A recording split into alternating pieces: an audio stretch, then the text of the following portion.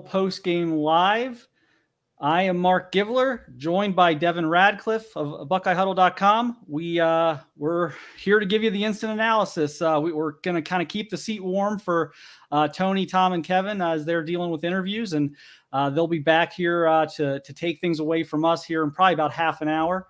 But I want to give everyone a quick rundown. We're going to do some instant observations. We're going to talk about the defense, talk little X's and O's. We're going to punch into the press conference after the game when that goes live, and then it'll get thrown back here. We'll do a little more, maybe some Q&A with you guys, and then Tony, Tom, and Kevin will reemerge from down at the press conferences and take over for the rest of the post-game show. But we're going to be going here probably about at least 2 hours here after game. But if you're just joining us, obviously, huge win for Ohio State tonight, 21-10 over number 5 Notre Dame. My 10 instant observations on the game are already up on BuckeyeHuddle.com for anyone who wants to read those.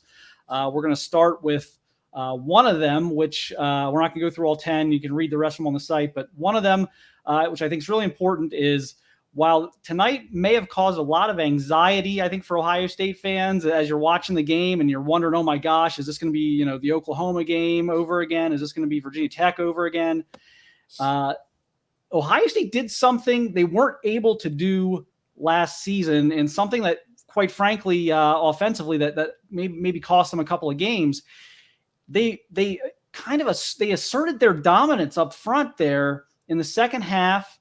They turned the offense from a sports car into a Jeep, and they really pounded Notre Dame there, like the last 20-25 minutes of that game. Again, Devin Radcliffe joining me. Coach, what did you see there? And did you see it the same way? It just felt like they got away from the finesse there, and they won this game in a way that they weren't able to win games last year. My knee-jerk reaction is as I want to know who got – it must be Fry. I would credit Coach Fry. Must have gotten Day's ear and said, hey, you brought me here to revamp the run game. Well, we can't demonstrate it if you don't call it. So start calling it, and let's see what my big boys can do. And week one, they took the game over, especially there in the second half, last, like you said, 20-25 minutes. Yeah, you brought me here. You know what we could do back at Boston College. Let's go do it again. And Williams obviously got hot and was really the one that like you said, was that big Jeep back there running people down. Again, I think fans would have much preferred, 42-7, over by halftime. I think a lot of, but was this more beneficial than maybe having an easy one, having that blowout where everyone, everything just goes your way, and it comes so easy to you. All the finesse stuff's there. All CJ's options are open in the passing game. They really had to dig deep and kind of change their identity a little bit. Is that a better omen, I guess, maybe for moving forward? Because obviously the goal for this team is to win a national championship. So, I mean, how do you feel in that sense? I mean, I personally think that this was the way they needed to prove they could win a game. Well, first and foremost, win in advance. I mean, you take a win any way you could get it. Even if it's not your style of ball game, but to your point, to be able to go out there, control the ball, and we'll get to this in a little bit, obviously, but to be able to lean on your defense. We haven't said that in a couple years. It seems like, hey, let's just punt, play defense. If anything, really, the best way to summarize this ball game is you had Coach Tressel there for the 20th year anniversary. What better way to pay tribute than win a game playing Tressel ball? That's well said. It was interesting. It was conservative at times, and but it was effective ultimately. It wasn't pretty the first half. Was there a point with you personally where you were watching this game and you thought, okay, this is Virginia Tech again, this is Oklahoma again, this is whatever, throw out your Oregon again, whatever, or I guess how, as you're watching this unfold, at what point did you kind of, I guess, feel things were moving in the right direction for them, or did you never ever think that it wasn't going in that direction? So if you remember from our pregame predictions, I really thought it was going to be a close, tight game. So I was not surprised how this game was unfolding at all. But in terms of nervousness, I guess you could say, Stroud missed some shots in the first half where they had schemed up some open wide receivers. So I was never really necessarily nervous because I figured the second half they'd get those first game kinks ironed out and they'd start hitting those shots. So I was never really nervous that way. And plus, too, again, we haven't got there yet, but you got to give credit Coach Knowles. Having Ryan Day have the ability to go, you know what, let's just punt and go play defense is really kind of as a play caller, offensive guy, to know, hey, you know what, we didn't get it this shot. I don't have to take a crazy call here. I can just go play defense now and not have to worry about, hey, do we have to get in, like you said earlier, does this have to be a 42-34 game to win it? Yeah, I mean, there's no question. I thought CJ was, I don't know if it maybe too amped up or what it was. He was not crisp early in the game. And my thing was, and I mentioned this in my observations on the site, is everything went the way Notre Dame would have wanted them to go, I think, that first half. And they were only down 3. And, had this been maybe I think they're lucky they weren't down maybe 10. And had they been down 10, maybe we're having a different discussion right now. But look, you had that first breakdown on the opening series, that just missed tackle on an kind of an aggressive coverage where you didn't have any help behind him. So that leads to a field goal. But the defense clamped in and held to a field goal there. You had that crazy tip drill catch that kind of led to the other touchdown. The game was being played at Notre Dame's pace. They were dictating pace, the time of possession, all that stuff, keeping Ohio State. And then you have Ohio State. They weren't sustaining drives. CJ, I think, missed a couple plays on third down. I think there was one, certainly a throw he made. There was one where I thought he could have taken off and did not. So I don't think they got their best from CJ. Obviously, Jackson gets injured. So you're dealing with all of these things, and you're only down 3. And it's just like, look, if you don't even need all the breaks in the second half. If you can just get your fair share of the breaks in the second half, this is going to work out. And that's kind of how I felt. And then they came out in the third quarter, and it wasn't great either at the beginning of the third. And then I'm like, okay, did I misread this? Is this just how it's going to be for all 60? But it did. You could see it, about maybe 5 minutes left in the third quarter, started to turn. You're dying to talk about the defense. Yes, sir. I'm not even going to set you up. What did you see tonight? Just your first impressions of the Jim Knowles defense in action. I will knee-jerk reaction, again, without going back and watching film again or watching the game again. He emptied the kitchen sink, it sure seemed like. I mean, that very first play we mentioned came on a zone pressure, or I believe he brought the corner, and they missed the tackle. So he wasn't waiting around to play base and let the guys settle in. He came out the gates throwing something at him. He showed a lot of odd fronts. He was moving Jack Sawyer around, bringing backers on pressure, bringing DBs on pressure. So that was the big picture scheme level. Again, knee-jerk reaction without digging back into the film. My big takeaway, and I mentioned this in the pregame show, defensive line looks like a whole different set of dudes. They are running through people. They were aggressive. They were creating knockback. And as the game wore on, that turned into creating plays. And you saw it there with the big freshman there at the end, 51. Hall has that big sack to seemingly put the game away. And you saw that for the defensive lines over the game, just knocking back and being the aggressor line of scrimmage. And they constantly had, or it seemed like they created a lot of, even though they weren't necessarily hitting home on pressures, they were moving that young quarterback for Notre Dame a lot and putting him in some uncomfortable positions he necessarily didn't want to be in. Again, I thought linebacker level, they were cleaning up behind that D-line. That big old back from Notre Dame really never could get going, which was really encouraging to see, clogging holes, shutting down the run game, and putting it on the young quarterback, make some plays. Granted, he made some good throws. And Notre Dame, especially that big tight end, made some plays in the pass game as well. And, you're going to have that when you got good players like that. Notre Dame's got some ball players too, and they made their plays too. But big picture, they really put a clamp on an offense that we haven't seen in a few years, at least since Coach Hafley was there. Yeah, my key for the game for Ohio State defensively was to not let Michael Mayer have one of those 12-catch, 120-yard, 2-touchdown type of performances. I think he's the best tight end in the country. Brock Bowers may disagree with me.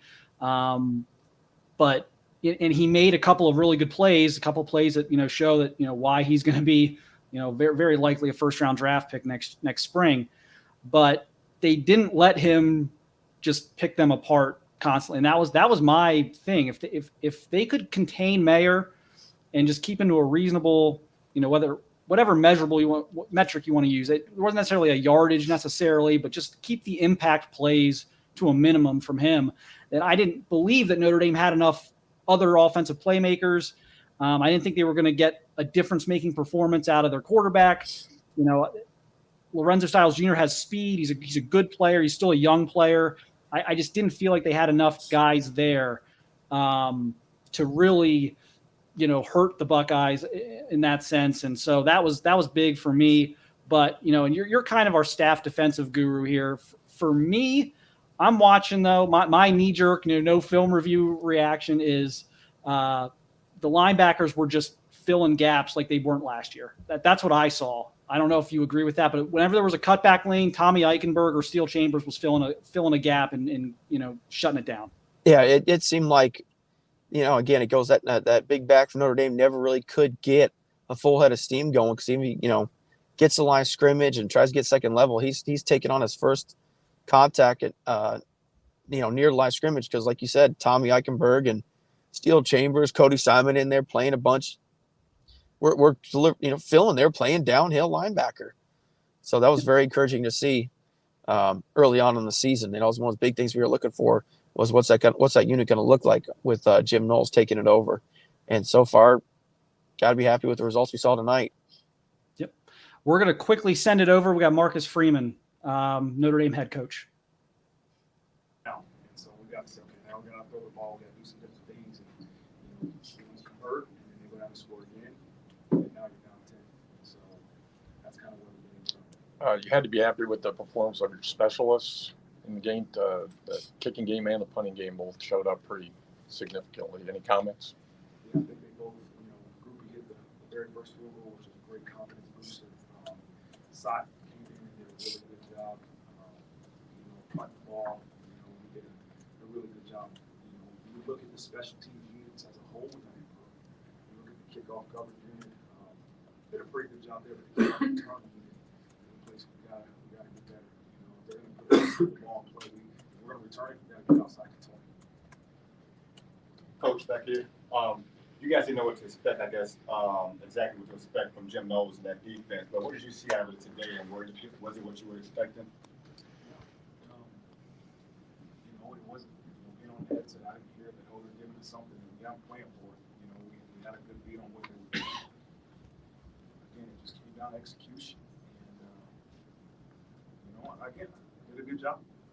Scored 10 points. We were rushing the ball. We were controlling the clock. You got to be able to finish. And you're in a situation where you got to throw it, and you got to be able to finish. How did the penalties in the first half, I guess, affect you guys as well? It was trying to think back to all the penalties in the first half, but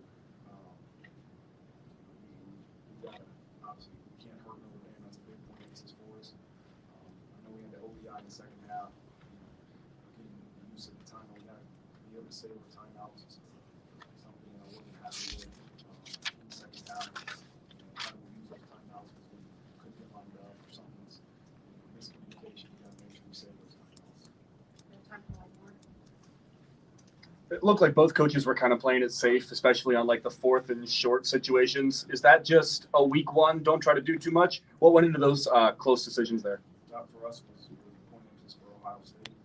Not win as much versus team we had to try to win the battle field possession. And so, if it was 4th and 1 or 4th and 2 or whatever plus territory, we wanted to win the battle field possession. So we decided to play. And again, I thought we did a good job of trying to control that field possession. Those 2 long drives, play the game. All right, thank you. Thanks, Coach. All right, that was Marcus Freeman. Sorry, audio wasn't quite as good in the visitor room as it will be when Ryan Day comes out. And when Ryan Day comes out, we will throw it to him, and I promise you the audio will be a little better. The home team gets the better setup. So we will have Ryan Day at the podium here as soon as he is ready to go. Devin, we were talking about the linebackers. You mentioned the front four. That was a really dominant performance from Michael Hall, second-year player. Was really one of the guys we've been talking about a lot here over the summer and spring as a possible breakout star. And I think he was even better than maybe many of us were expecting him to be this quickly. I made a comment in observations. I'm not disparaging the seniors by any means. I think they have a lot to offer. I think Zach Harrison has a lot to give this program. I think Teron Vincent has a lot to give this team. Tyler Friday, some of these other guys. But if this front wants to be dominant, if this wants to be a Georgia, Alabama dominant, top 5 defense, which is what they want to be, I think the second-year guys are going to have to sort of carry the play a little bit. The JT Tuimoloau's and Michael Hall's, Jack Sawyer's, and so. But what did you see out of those guys? It looks like we got Coach Day coming up, but yeah, those we got Coach Day. Right, Bill Rabinowitz, Columbus Dispatch.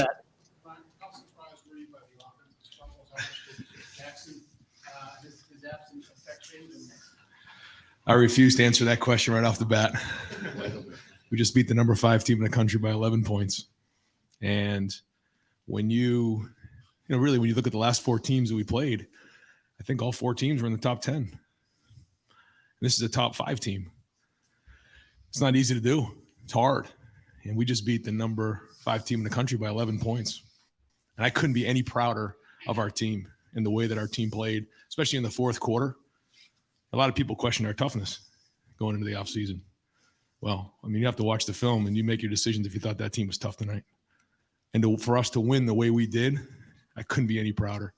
And we lost Jackson early on, and it was a struggle. Their game plan was to kind of hold on to the ball and control the game. And so there wasn't as many possessions, and we missed on a few things early, got off schedule. But to be able to get the run game going in that last quarter, man, says a lot about our team. And CJ Stroud was right well in front of that, made some huge plays down the stretch. And I think you can see who CJ wants to be. It isn't that he wants to go out there and have, all these yards and everything like that. That's not important to him. But important is winning. He's a winner. And to see him play like that and then see the offensive line and those guys run. But the story of the night was the defense. To turn around after what's been said about them in the offseason, questioning their toughness and play the way they did against a number 5 team in the country. I'm proud of our guys. And if we can continue to win games like that, then that's how we'll win games.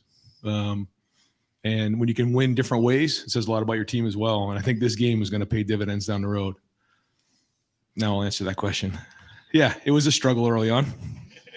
They're a good defense. They have a lot of seniors. And when we lost Jackson, we got a little bit out of rhythm. Didn't convert on third down. Got a little off schedule there with a couple of things, a couple of penalties that we got to clean up. But early games were a little bit clunky. And, again, losing Jackson kind of threw us off a little bit, and we had to respond. And how about Xavier Johnson showing up in a big way, making that catch, and then coming back the next play and running down on kickoff and making a tackle inside the 20-yard line. And, again, we're playing a top 5 team in the country tonight, and they're a very good team, and a lot of respect for them. We'll go over to the left. Stephen Means, Cleveland.com. Ryan, just one more on the receivers. In losing Jackson, I think it was more on Emeka and Marvin, and obviously that group to kind of show up a little bit. How have you seen just the chemistry with CJ kind of build over these last 9 months, and do you think it's where it needs to be, or is it still kind of a work in progress? No, I think certainly CJ and Jackson have a great rapport and chemistry, but no, he and Mecca and then Marv as well. We also didn't have Julian tonight. He was a game time decision. We couldn't quite get him going, so we were down some guys there. I thought the tight ends played well. Seeing Cade step in there, the running backs ran hard. The offensive line was strong. So we didn't have as many possessions. I'm not sure exactly what the number of plays were. I guess we ended up with 69 down the stretch, but didn't seem like there was as many possessions. But we did have the time of possession at the end, 32 minutes, and we ended up being 7 of 13 on third down. So I guess it all balanced out in the end, but it did seem like a struggle early on. Over here to the right, Austin Ward, Rivals. Ryan, before you watch the film, what do you think that the most impressive part of this defensive effort was tonight? You had to make a lot of changes. You were aggressive about that in the offseason. Is this match what you wanted, and what do you think was the best part of it tonight? The 10 points. Yeah, I mean, for them to stop Notre Dame to 10 points, and I guess total yards was 253, rushing yards 76. Yeah, I mean, I think it was the front guys running to the ball. I think you just saw what I was talking about leading into the game. Just energy, running to the ball, being decisive, playing fast. If they gave up a big play, it wasn't a panic. You know, it wasn't like, oh my God, the world's coming into an end. They just keep fighting. Like the first play was, we brought a corner blitz, we missed a tackle, we hung in there, and then forced them to a field goal. There was no panic there. Maybe, I don't know, maybe last year we would have kind of put our heads down, you know, but we didn't. I thought we played tough. I thought the energy was off the chart on defense tonight, and proud of our guys. Jim called a great game, the whole defensive staff, but it was our players. The players play, and they do. They have something to prove. We all have something to prove, and I think they proved that they can be tough. Now, we got a long way to go. We got a lot to build on. We got a lot to improve on. But for a first game, there's not a lot of first games where you play a top 5 team in the country right out of the gates. And I'm glad we played them at home because this crowd was awesome. And to see the support of Buckeye Nation for this game, leading up to this game, all the former players that came back, it was tremendous to see all the people come to this game with such energy and be here early. I mean, the whole shoe was packed, and we were just coming out for warm-ups. And that says so much for our kids, and we can't thank Buckeye Nation and the fans and appreciate all the people that came to this game. It meant a lot to us. Over to the left, Nathan Baird, Cleveland.com. First of all, just quickly, do you have any indication yet how long this could be with Jackson or Julian? You know, we're going to evaluate them. We're hoping to get them back this week. Yeah. And you mentioned getting the running game going in the fourth quarter, but early on in the game, there was a pretty stark imbalance the other way. So I guess just what were you seeing as the guy calling those plays that led to that dynamic? Well, I felt like we just were kind of out of rhythm. We just couldn't quite put 2 plays together and then convert on third down. It wasn't going very well, and we missed a couple things early on, and probably went away to the run a little bit early on. I think we were doing okay in the run game. Just statistically, I looked up at one point, we were averaging, I think, 5 yards a carry, and so that was working. And you know, they had nickel in the game, so they had more DBs in the game, and we had to rely on the run, and that's okay. And I could see, you know, more teams trying to do that where, you know, they force you to run the ball. They kind of want to control the clock and keep our offense off the field. And if we're able to win like this, then we can win different ways. Then that's going to help us out down the road. Going to go over here to the right, Tom Archdeacon, Dayton Daily News. That Jerry? Easy for you to say. Ryan, yeah, just a little more on Xavier Johnson, the way he's kind of stayed the course for you all these years and has a shining moment. Xavier Johnson practices every day. Xavier Johnson really cut his teeth on special teams. He's kind of a throwback player. And for him to come in and play in that moment in this game right here, I just couldn't be happier for him, because it goes to show you that good things happen to good people who work hard. And that's exactly who Xavier Johnson is. And he was a walk-on. He earned a scholarship. And, you know, he's really grown into a really good football player. And we trusted putting him in the game, and look what happened. So very happy for him. Well-deserved. All right, we're going to go over here to the left, Rob Aller, Columbus Dispatch. That was a grinded-out win, and I can't remember the last time you won grinding out. Is there special satisfaction in that? And you had never been accused of being conservative. So what's your takeaway from winning a game that's very un-Ryan Day-ish? Well, you know, I appreciate you saying that, because we have to be – this is a huge start for us. A lot to improve on, a lot to build on, but proud of our team. And again, I'll go back to CJ, because he was the happiest guy out there. And maybe it wasn't his perfect night, and everyone wants to talk about the Heisman Trophy and all that. He just wanted to go 1-0, and he did, and made some big-time throws. I mean, scrambling around, it wasn't pretty. Made the huge throw to X, and that was zero pressure off his back foot. And again, it wasn't perfect. It's not the way we drew it up, but we won. We were 1-0. And if we can continue to build like that and grow, and the defense plays the way it does, then watch out. We're going to have 2 more questions for Coach over here to the right, Clay Hall, WSYX. Ryan, was that toughness evidenced by Mayan Williams? You guys call him pork chop. I mean, on that game-clinching drive, he became a bull. Is that part of the toughness that CJ just told a national audience? We're a tough team. Well, we wanted to be known as something other than just talented, and that showed tonight. that we can be. Now we have to continue to prove it. But yeah, I mean, the way Mayan ran, the way that Trevion ran too in that last drive. I mean, they were running hard. They were determined. They were in that huddle saying, everything we've worked on, this is what we have to finish the game off right now. And they did it. So again, was it perfect? No, but I didn't expect it to be. First game, things like this kind of happen, and we have to kind of recalibrate a little bit and make some adjustments, but we will. Yeah, mine had a really good preseason. I think I mentioned that before, and so to see him run like this was great for him. How many yards he ended up with? I guess 84. Those were 84 hard-earned yards. He made the big catch too, didn't he? Yeah, I mean, that was a huge play on a scramble. And And final question over to the left, Doug Lesmaurice, Cleveland.com. Ryan, this is just along the lines of everything you've been saying with the toughness and the way you guys ran it late. I might phrase this wrong, but you guys have thrown it so well since you got here. And I know it's not easy. Sometimes it looks easy. Sure. You have super skilled receivers and a super skilled quarterback. Did you talk about winning ugly? Like, are you almost eager? I don't know if it's to shed that label or remind people or what? Not that it's a burden to be great at throwing the ball, but it feels like you're really enjoying the fact that you won this way. Yes. Yeah, because we can. And it's been a huge emphasis to win this way. And it starts with defense. And when you can play really good, strong defense like we played tonight, and we can run the football, we know we'll be able to throw the ball. We know that. But if we want to go where we need to be and reach our goals, we're going to have to do those two things. And tonight we did it. Great. So, yeah. Coach, thank you very much. Thank you. All right, folks, we've got 6 players ready to go. We're going to bring 3 in right now for about 7 minutes or so. We're going to open up questions with Bill Landis over here from Rivals. I'll take the first 3 players, guys.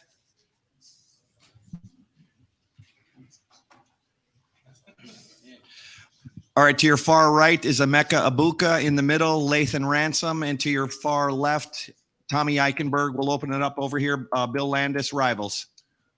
Lathan, is that I guess Lathan and Tommy can both answer this, but in terms of showing people what this defense is capable of this season, is that about as good as you could have asked for in an opener? We got a lot to prove, and everyone just played well. Extremely confident too, so that was a big part. Over here to the left, Steve Hellwagon, 24/7 Sports. For Mecca, just did you have an expectation that you were going to have this kind of a night? And obviously, you're down down 3 guys after Jackson goes out because Julian didn't play and Cameron Babb wasn't available. Just everybody else had to step up.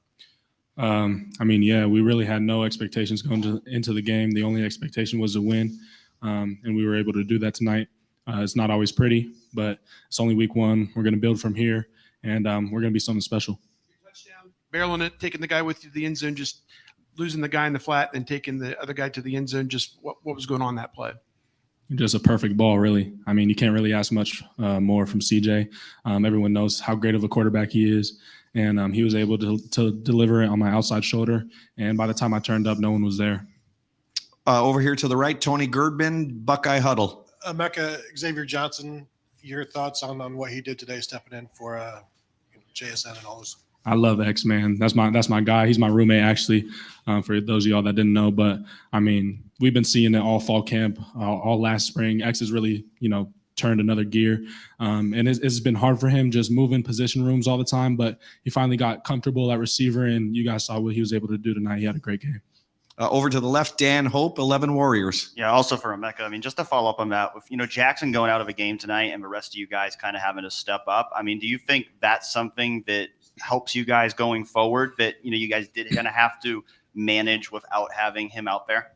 Yeah, I mean, I think Jackson is a phenomenal player, and it's definitely a help having him. But once again, I feel we're the best wide receiver room in America, so anyone you put on the field is going to be able to execute their plays down to the T, and everyone who stepped on the field tonight played great. Over here to the right, Justin Holbrook, WCMH. For Lathan, a lot of people question your toughness this offseason. You guys come out and get a shutout in the second half. Just what do you think you showed the country tonight, and specifically the defensive backs, of taking over after giving up a big play to start the game? Yeah, I felt that all summer. That's one thing that we worked on a lot, and that's one thing that we had in the back of our mind. We were called soft all last year, and we had to sit there and just eat it. and couldn't wait to play against Notre Dame and show what our defense is really about. I'll go over here to the far left. Nathan Baird, Cleveland.com. Tommy, can you speak a little bit to the performance of Mike Hall and just what he brought to this defense tonight, and how it might have set the tone a little bit? Yeah, Mike, played really hard. I mean, when a guy like Mike plays like that, it just helps the linebackers out. It shuts down the run and also helps in the pass too. I mean, he just played really hard. We'll go over here to the right. Brendan Gulick, Buckeyes Now on Sports Illustrated. Question for Lathan and for Emeka. Can you guys take us in the locker room at halftime? Give us the idea of how calm or intense those conversations were after a first half that maybe wasn't perfectly smooth, but you were certainly still in the game. I don't want to speak for Lathan, but going into halftime, I had absolutely no worries. I knew we were going to win the game. That's just the type of team we are. And, we're calm, collected. We knew we had some mistakes in the first half that we needed to get corrected. It ended up being a dogfight, and we were able to capitalize in the second half and especially in the fourth quarter. Yeah, I felt that the leadership really showed, kept the whole locker room calm, cool, and collected, and made the adjustments that we needed to make at half and went out there and really played well. Last question for this trio, front row, Tim May, Letterman Row. Yeah, Lathan, I don't think you were on the field in that first series against Notre Dame. Maybe I'm wrong, but the first play goes right out of the gate, and the crowd kind of did a big ooh or whatever. What did you guys just really buckle down after that? Obviously, holding them to a field goal was huge. And Tommy, you can express what you thought about the turnaround from that moment. Yeah, I felt that the defense that showed a lot about the defense. A big play, turned around, held them to a field goal, and we never lost our cool. We never freaked out, never pointed fingers, and just we're a team. We're a team. The defense is a team. We're all one, and it really showed that. Yeah, we got a next play is the most important play mentality. So, things happen, and we just rebite and keep playing. And do you, Tommy, especially, do y'all feel different this year compared to last year? I know, we were taking some shots about soft, whatever, but people were talking about that. But what just feels different to you about this defense? I'd say just the confidence with everyone. Great. Gentlemen, thank you very much. We're going to go to the left, and we're going to start out with Doug Maurice, Cleveland.com. If I can get the, hey, gentlemen, thank you very much. And the next three players.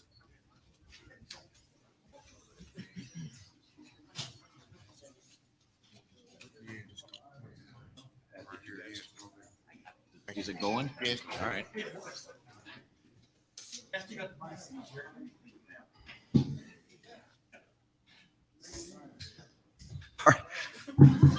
I'm just holding it. We're going to open up with questions over here. Doug Maurice to the left, Cleveland.com. CJ, Coach Day was talking about this. We know you guys can throw the ball. We've seen it, but he seemed really excited that you won a game like this with defense and running the ball. As the quarterback, what did you think of this performance? And do you think this is good for the team to win a game sort of this way? Yeah, first and foremost, I just want to thank God, man, for just having the opportunity to come out there with my brothers and, showcasing our talent. I got to start there. But, yeah, like you said, man, the defense running the ball won this game. But I do think in the past game when we really needed it, we were efficient. We were struggling early on, just trying to get a connection, trying to build that rhythm. But, towards the end, as we kept going, we started to get it, started clicking more. So, just me thinking about the game, we're playing the number 5 team in the country. First games are always kind of weird. It's kind of weird being out there again, to be honest, just like seeing the fans, dealing with all the outside noise, just trying to lock in. So at the end of the day, I feel like at the end of the day, we got the win, and we're blessed to be 1-0. And Press, need to remind you that we have Michael Hall to your right, obviously CJ Stroud in the center, and Xavier Johnson to your left. Over here to the right, Tim May, Letterman Row. Yeah, real quick, CJ, in 100 words or less, who is Xavier Johnson? A lot of people are discovering him for the first time tonight. And then Xavier, who are you from the standpoint of waiting your turn and finally getting a shot? But go ahead, CJ. Yeah, Xavier Johnson is a dog. First of all, he's a man of God. He's one of the people who kind of keep me honest in my faith with Christ. And that just shows you how hard of a worker he is, man. He was one of the first people to take me under his wing when I first got to school. And he's always been a hard worker, man. He's kind of crazy in the weight room, and he works really, really hard. Like, if y'all seen him, man, you would think that the man is animal. So, but he's a hell of a ball player, as y'all can see. So, over to the far left, Stephen. Oh, I'm sorry. Go ahead, Xavier. I would just kind of starting with what he said, I'm a man of God, man. That's literally my strength. So even going into the situation, I knew that it was a big situation. You know, you're coming in the field, the best receiver in the country's shoes. And I knew that in myself, in my flesh, I didn't have enough in me. So it was a prayer, honestly. And I was transparent with the Lord and just kind of told him, like, I'm not good enough. I can't do this. I need your strength. And the Lord gave me his strength. So like what he said, like in the weight room, all that stuff, I do it for all for the glory of God, man. So I'm gonna say that's who Xavier is. He's a man of God who is trying to bring glory to the Lord's name. You had one of the greatest moments in Ohio State history. Minute, 2 pass catches, 1 for a touchdown, and then a hit on the kickoff, the following kickoff. Was that crazy to you? It was. I'm not gonna lie, it was. And I would just say the team, and I love these guys. So with my legs empty, with all that, like none of that matters. I'm throwing that to the side. It's all for the team and for the glory of God. And I say that I just told the reporters, it's a testament to Coach Days, testament to Coach Hart, Coach Mick. They just put us in the positions to succeed. So that's all I was. I was in my position doing what I've been coached to do. So. I will go to the far left. Stephen Means, Cleveland.com. CJ, a lot's just been made of the connection that you've got with Jackson. I know you've got faith in all your receivers, but for you, given the connection you have with Jackson, when you lose that, I don't know, how's that maybe impact you and maybe your approach out there? Yeah, I mean, like X said, man, he's the best receiver in the country, and excuse me, we built a connection not just on the field but off that helps us on the field. So, I mean, when he was out the game, of course, I mean, it affects our team, affects our offense, but I mean, at the end of the day, when you look at it, we got the job done. So X stepped up huge. JB stepped up huge. Emeka had a hell of a game. Marv played well. I mean, at the end of the day, when you look and you boil it down, man, you look at the scoreboard, and Coach Day always says that, man, like, no matter what type of game it is, we always got to stick together. So, I mean, I feel like that's what we did. And no matter how I played or whatever the case may be, we got the win. It's one of us against Notre Dame. They did some good things. That's a really tough first game. So at the end of the day, I'm super proud of my guys. And I think that, I mean, we're a tough team. We're going to keep proving that. Over to the right, Bill Rabinowitz, Columbus Dispatch. Mike, we heard about you during training camp that you had really made a leap. What was it that enabled you to do that? And how special was it for you to make the impact you did tonight? You said what? I said, during training camp, we heard that you had really grown a lot and made a lot of strides. What did it feel like tonight to make an impact the way you did? I just want to thank God first off, and then I just feel like I just came out there and played my hardest and just gave him all. I heard I was starting by Coach Jay just a couple of days before the game, so I really just took that to heart and just came out and just gave it all. Over here to the left, Joey Kaufman, Columbus Dispatch. Mike, you guys didn't allow any points in the second half and shut them out. What was the key, especially kind of coming out of halftime and playing the way you did in the last 2 quarters? Just do exactly what we did in the first half, just try to stop the run. That's what Coach Mick always preaches about in the weight room, man. On and off the field, just stop the run, just stop the run. So I feel like that's what we did well. We'll go over here to the far right. Austin Ward, Rivals, 97.1 The Fan.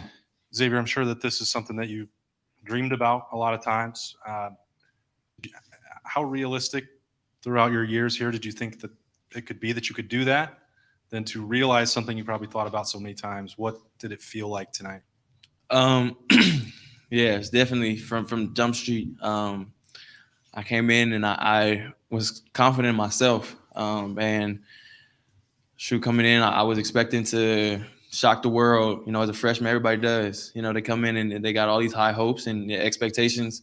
But I would say that kind of just part of my testimony, like the Lord kind of I feel like he took football away from me for a second, and he gave it back in a way that I could glorify him.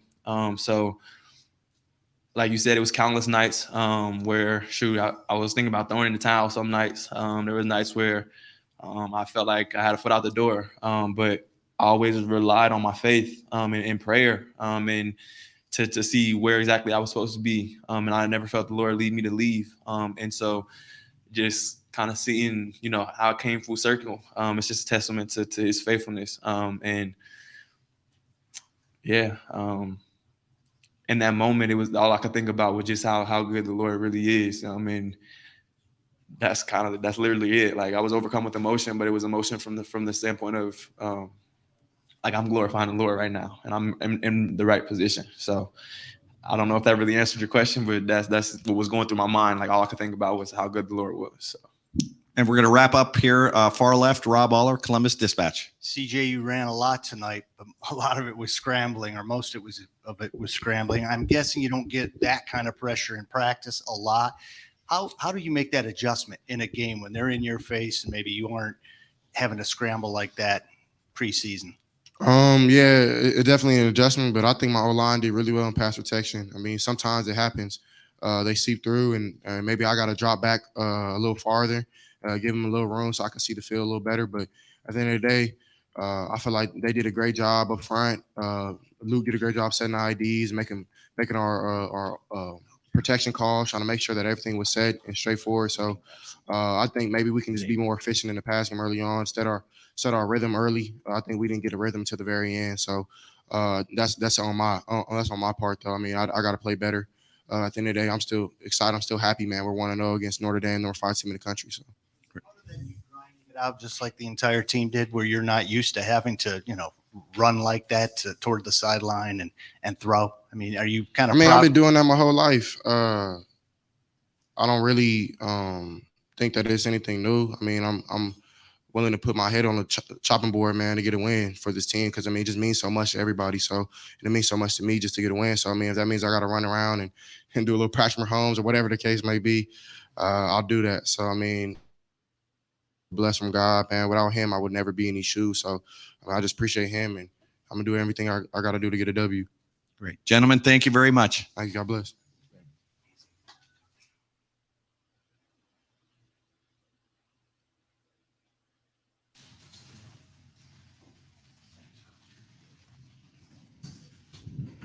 All right, we're going to open up over here with Dylan Davis, Delaware Gazette, for Coach Jim Knowles. How satisfied are you with where your defense is at and the way they played? Obviously, first time, still a lot to learn, but how satisfied are you? I'm really happy for the players. We had a play here or there that we gave up, but what I'm most pleased with is the fact that they never flinched.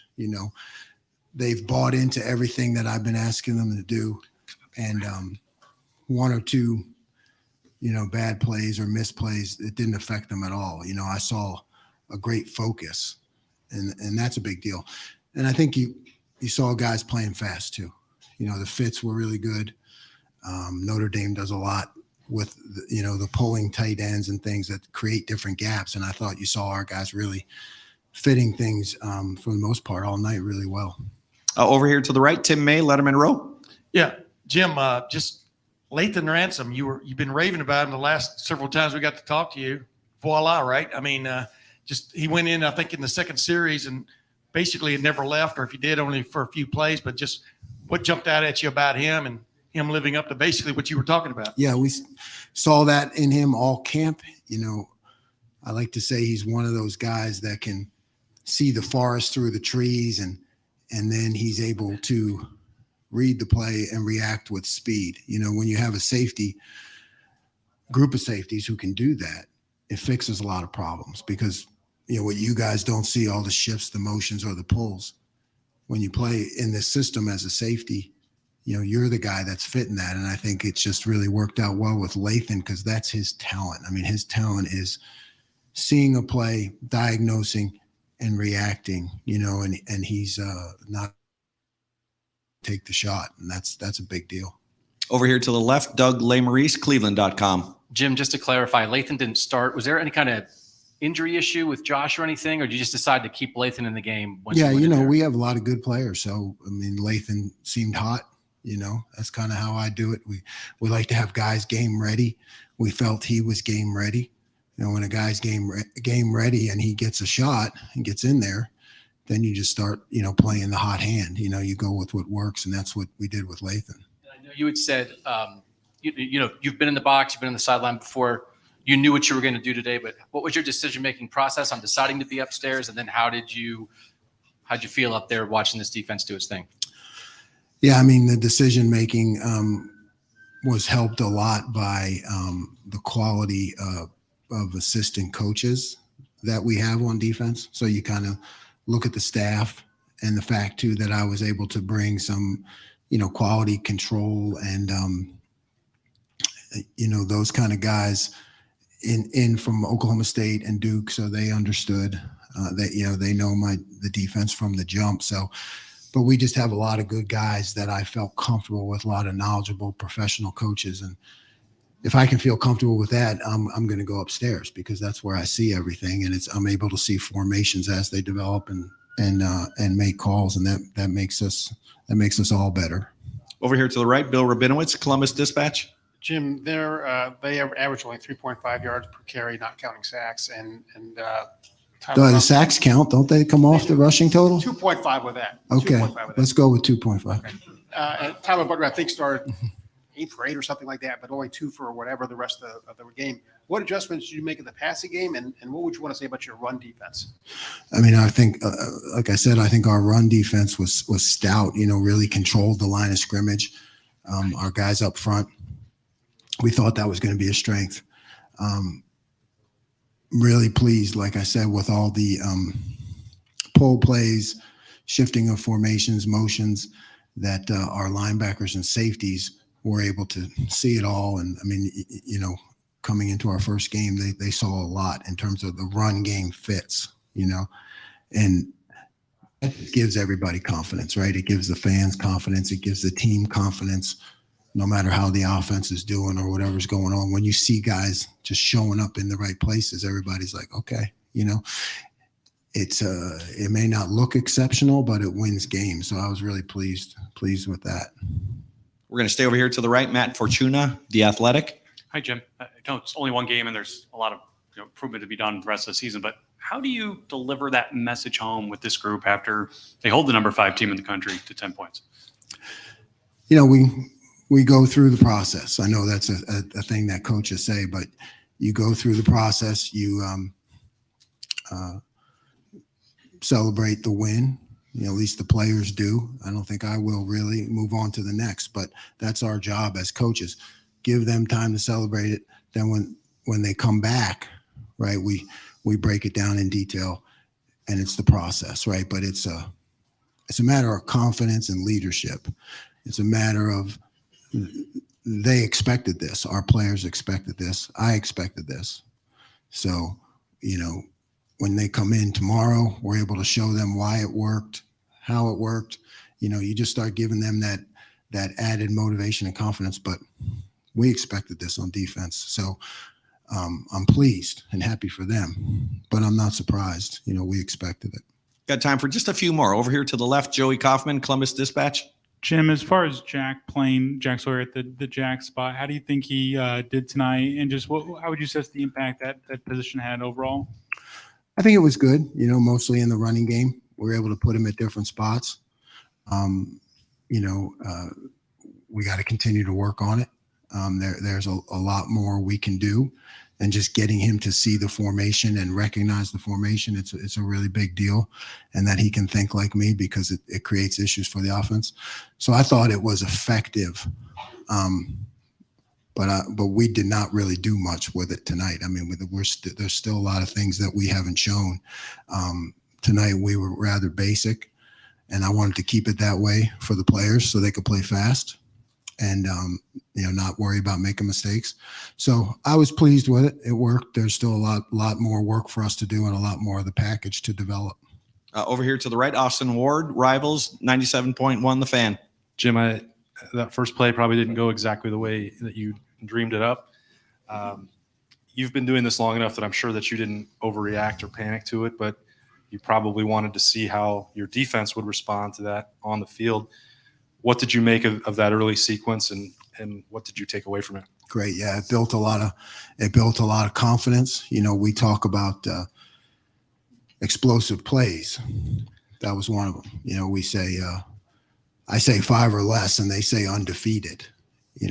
But when I look back at the history of Ohio State with our offense, it's really more like 7 or 8 or less that, but I don't tell them that. I tell them 5. So when I've kind of programmed them that, okay, they're going to happen, 1 or 2 here, fade ball, contested throw, they're going to happen. So they've been trained, and they've bought in from the beginning that, those may happen, but we don't. All we do is turn up more steam. It's kind of I've built it into the process that they know that could happen. Over here to the right, Clay Hall, WSYX. Ryan Day talked a lot, Coach, about toughness. You always brag about being from Philly and being tough. Is toughness the best thing you can say about a defense? And did you think they displayed that tonight? I thought they definitely displayed toughness, and that's physical and mental. Control the line of scrimmage. Control the running game. Being able to perform under duress to fit the different runs. I think when anybody looks at a defense, you're going to say toughness, right? I mean, to me, that's all part of the confidence, right? I mean, fans, Coach Day, everybody wants to see, okay, whatever it takes to get our offense going, the defense is going to be tough. They're going to be there. And I know he believes in that. And this is a great first showing for that. We can build on it. Over here to the right, Bill Landis, Rivals.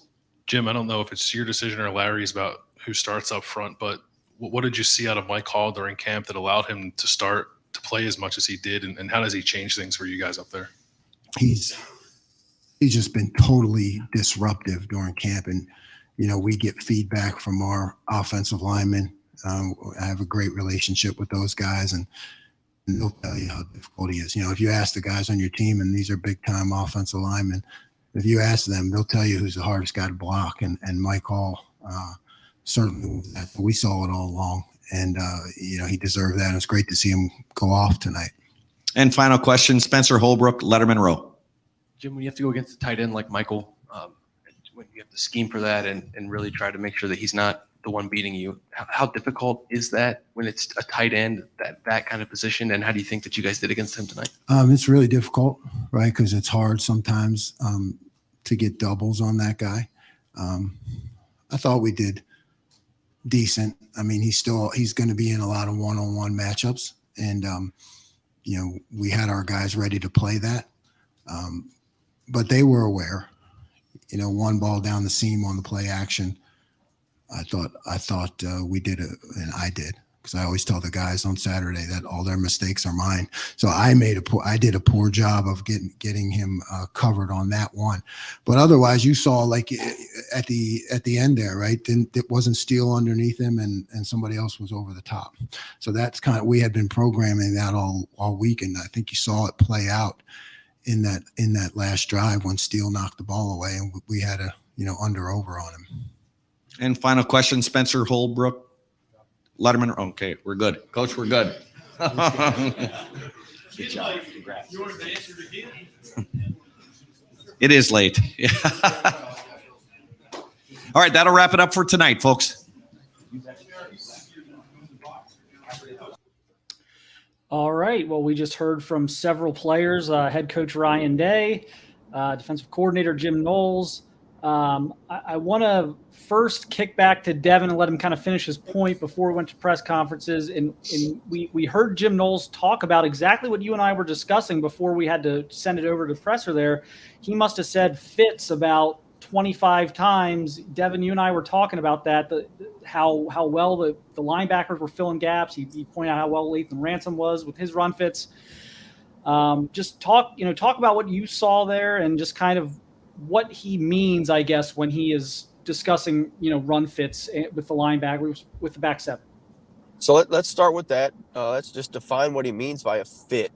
So when an offense designs a play, you draw it up and you've got 7 across the line. Defensively, you talk about, typically you hear him say gaps. And pre-snap, you kind of align guys in one of those respective gaps.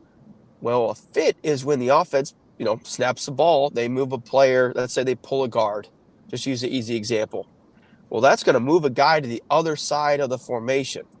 Well, defensively, you got to account for that somehow. And that's where you get talking about fits. Who are you going to move over there on defense to fit that offensive player that they just added to the other side of the ball once the ball was snapped? And you saw tonight, Notre Dame was pulling a lot of times they're using their, let's call them off-the-ball tight ends. Sometimes you can call them H-backs. And the linebackers and the secondary, and even a little bit with the, if I'm not mistaken, a little bit when they had Jack Sawyer off the ball playing that jack position, were used as the fitters to well, like Coach Knowles says, to fit in that run game, to be the numbers that the defense needed to equate to what the offense was doing by moving players from one side of the ball to the other post snap. So obviously, Tom, you've been down on the field here the last couple of years for some not so great defensive performances. What was your reaction being down there, kind of watching those guys? We know they didn't shave 0.2 of a second off their 40s in the offseason. So, but gosh, they just seem to be playing so much faster. What did you see down there? Yeah, it was very apparent at field level that they were just playing faster. You nailed it exactly. How many times over the last few years were we in these post-game press conference, post-game shows talking about how, man, they always seem like they're just about to get to the quarterback and they miss it by just a fraction of a second. And it's just like one step quicker and they would get to the quarterback, but it's just time after time, they almost get there and don't get there. They got there tonight. And, the coverage in the back end was so much better where you didn't have guys running free. You didn't have just bust after bust. And so that helps where the quarterback has to hold on to the ball a little longer, which obviously gives that line or gives that linebacker a little more time to get home. But, it feels like for a couple of years since Chase Young, there have been a couple of years in a row where the line play has just kind of it's been okay. You went through years of, 3 years of Joey Bosa and 3 years of Nick Bosa and 3 years of Chase Young. And you got spoiled as an Ohio State fan with, there will be a superhuman defensive edge player every single year, which completely changes what the opposing offense can do. 2021 seasons, they didn't quite have that. Tonight, it wasn't really an edge player. Well, they lined Michael Hall up much wider than I was expecting a number of times. It was like he was lined up over tackles a bunch. You think of him as an interior guy. He was lined up over tackles a bunch. And then you had like Jack Sawyer even wider than that, really some wide splits on that line. But, just Mike Hall to me he was the wow guy on defense. There were some wow guys on offense. We did, 2 hours of pregame show, and the three guys who I think were kind of like the three big stories today, we probably talked about for maybe a total of like 5 minutes. Now we talked about Mike Hall a bunch in the spring in fall camp and talked about him as like, watch out. This is a guy to watch for. But this was remarkable to me as a game where, you came in and it was like, well, certainly the storyline is going to be CJ Stroud and Jackson Smith-Njigba and Travion Henderson. And then the storyline was three other guys who, not at all the three guys or, whatever that you thought it was going to be. Yeah, and the other thing Dev and I were talking about before we had to throw it to the press conference, I kind of made the point in my post-game observations that they're going to get a lot of positive contributions from the veterans, from the seniors on the defensive line. But if this defensive line wants to kind of be one of the most feared in the country, the star power looks like it's going to have to come from the second-year players. So, Mike Hall, JT Tuimoloau, Jack Sawyer. Devin, what did you see out of those guys? We've talked so much about Hall. I thought Tuimoloau had his moments as well. Sawyer, what did you see out of the defensive line, and kind of how much, I guess, optimism do you have moving forward based on what you've seen tonight? Again, going with knee-jerk reaction, what separates, I guess you call them the super sophomores, if you want to use an old reference there, the defensive line is how explosive they are off the ball. Ball snapped, you hear talk, get off is what you hear a lot. And they just get off the ball and get into the offensive lineman first and create that knockback. That's the biggest thing I think that separates them, is just as a unit. They're just very explosive. Then you talk about guys like JT and Jack and just how athletic they are. They're not just big run pluggers, to use a cliche. These guys are athletic big men who can make plays once after that knockback. Even we saw Mike Hall doing it tonight, obviously. So these are not just big guys, but they're big, explosive guys who could do something after that initial collision to clog a run gap down, let's say, or disrupt a fit. They're going to go make plays after that. A lot of times you see guys that could do one or the other. Hey, this guy, uses cliche terms. This guy's really a run plugger. We're going to put him in a first, second down. He's not going to get moved. He's going to plug a gap. But we got to get him out on third. These guys are 3 down, get off the ball, get after the quarterback. Tom, you mentioned it. A lot of times Mike Hall was lined up as a wide defensive end. And he's a 200 and I don't know what's it say in the roster, 290 pound, pushing 300, if not 300 pound, nose tackle. And here he is lining up in a pass rush position to go rush the quarterback at, again, whatever he is, 290, 300 pounds. So that speaks to how explosive he is getting off the ball. And, another guy I think probably deserves some mention here is I thought Tommy Eichenberg played a great game. And I think he started to come on at the end of last year, even with the mess that was last year's defense. He did start to play better the second half of last season. So maybe we should have seen this coming. But I think we expected more of a competition there as far as this fall camp and back into the spring. And it never seemed like that happened. It seemed like it was, Tommy kind of took the reins and just kind of ran with it and then backed it up tonight. What did you see, Devin, start with you? What did you see out of Tommy tonight? Well, let me start with saying this. Linebacker's a weird position. You could have all the physical traits in the world, but if you don't see it, it doesn't matter. And that's where we talk about some guys, all he's doing is running the play down 5 yards down the field. Well, if the line, again, it comes back to vision and can you see it? And Eichenberg sees it. Obviously, you saw at the end of last year, we really came on in the Rose Bowl, and obviously picking up tonight. He's seeing the play develop as a running back.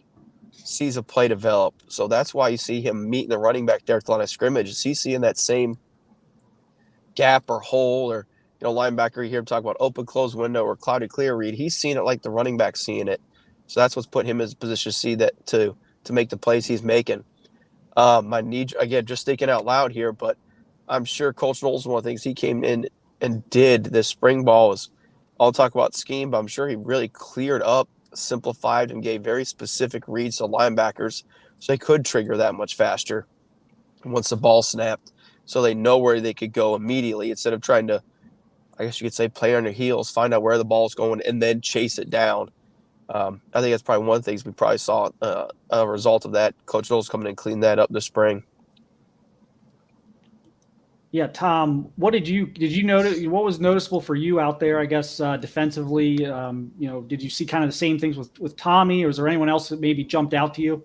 Yeah, what was interesting to me was, well, first of all, I just pulled up the final box score, because it felt like Tommy Eichenberg had about 17 tackles, and the box score says he only has 9, but that seems low to me.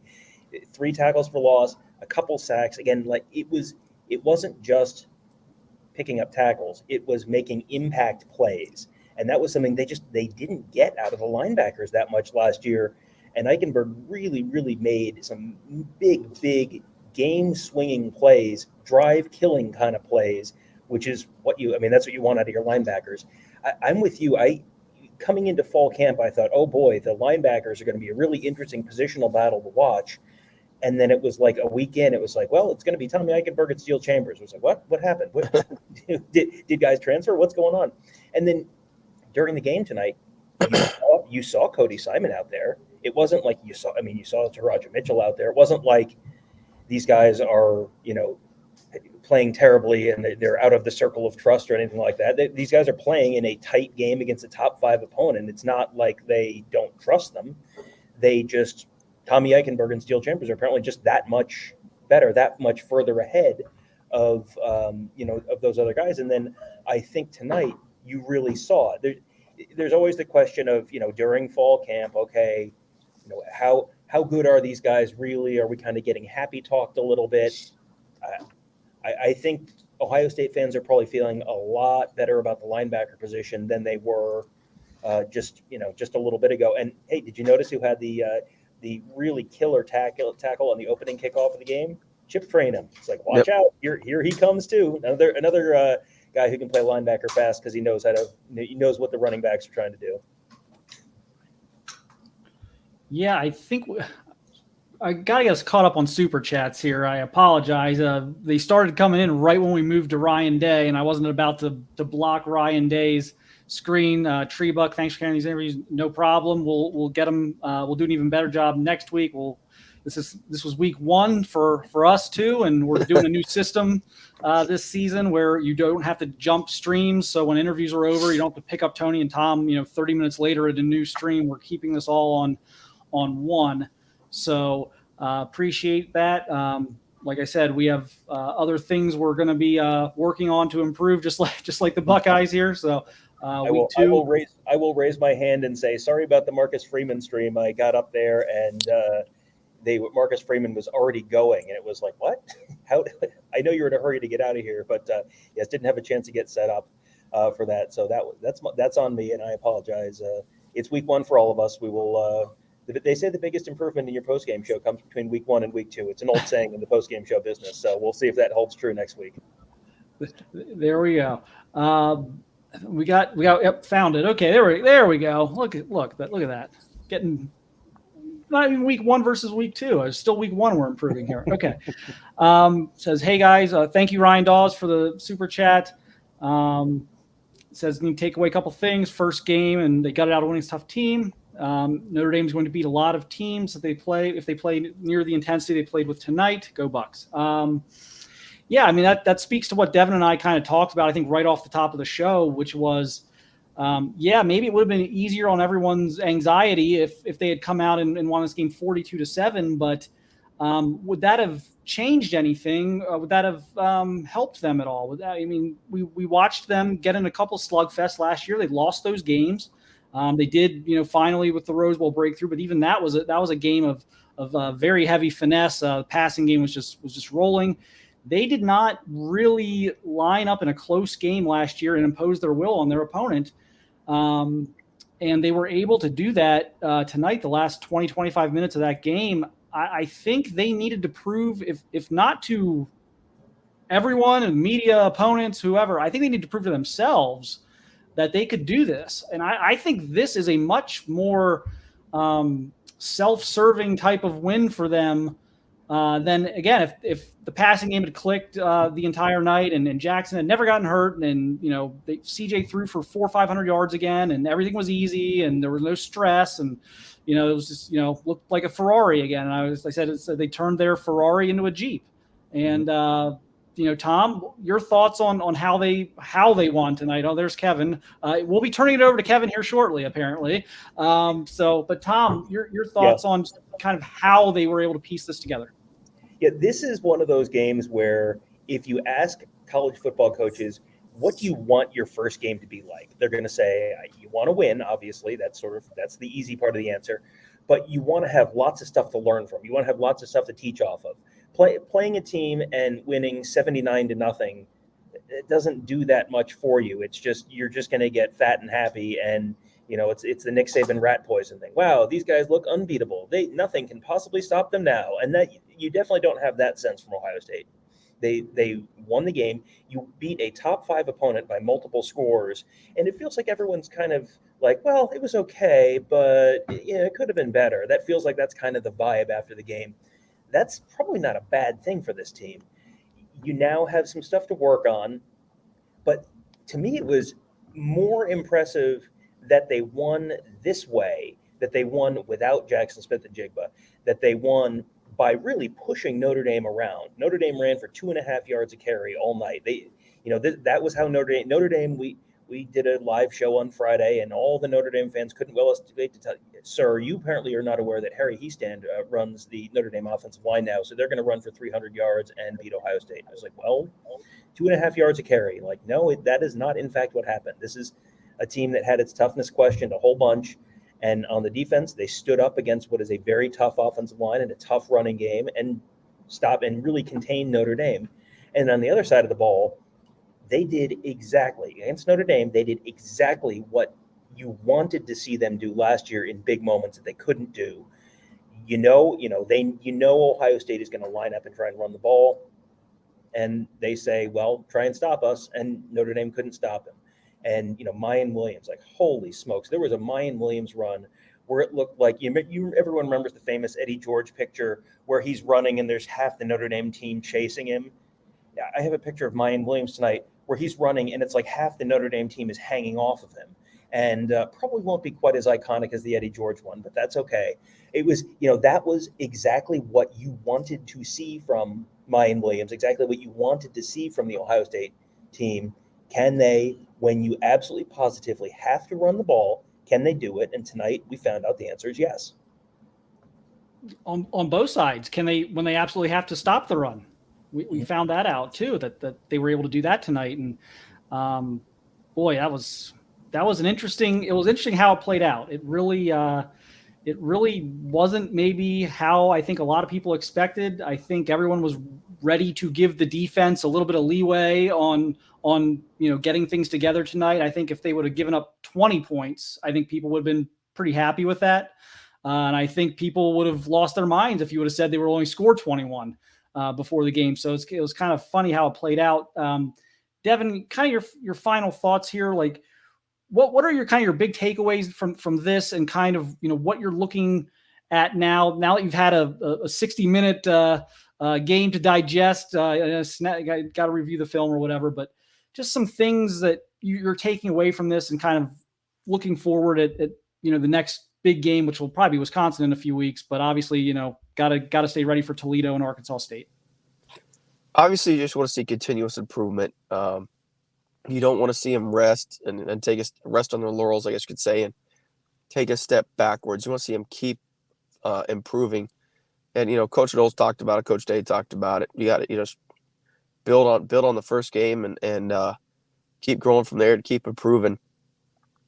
Obviously you got to clean up the pass game a little bit. Timing seemed a little bit off there between Stroud's receivers there for a stretch there until towards the end of the game. So clean up the timing, the routes, continuous improvement of the run game. They found it obviously tonight, but Coach Day's always kind of like that mid-zone cutback. Think J.K. Dobbins, Trey Sermon type run game, and they were using some other stuff, a little bit more gap scheme stuff, more pullers than we have seen. It seems like the past 2-3 years. So I like to see that continuous, build on what they established tonight. Try to think defensively off the top of my head, man. After the defensive performance, there's a whole heck of a lot. Obviously, you want to try to minimize. Hear Coach Knowles talk about it. You don't want to give up those explosive plays. Obviously, you can look to improve on that and how to limit those and keep a lid on those. Is one other thing I'd look to improve on over the next couple of weeks. Put it in there. Okay. All right, you guys are.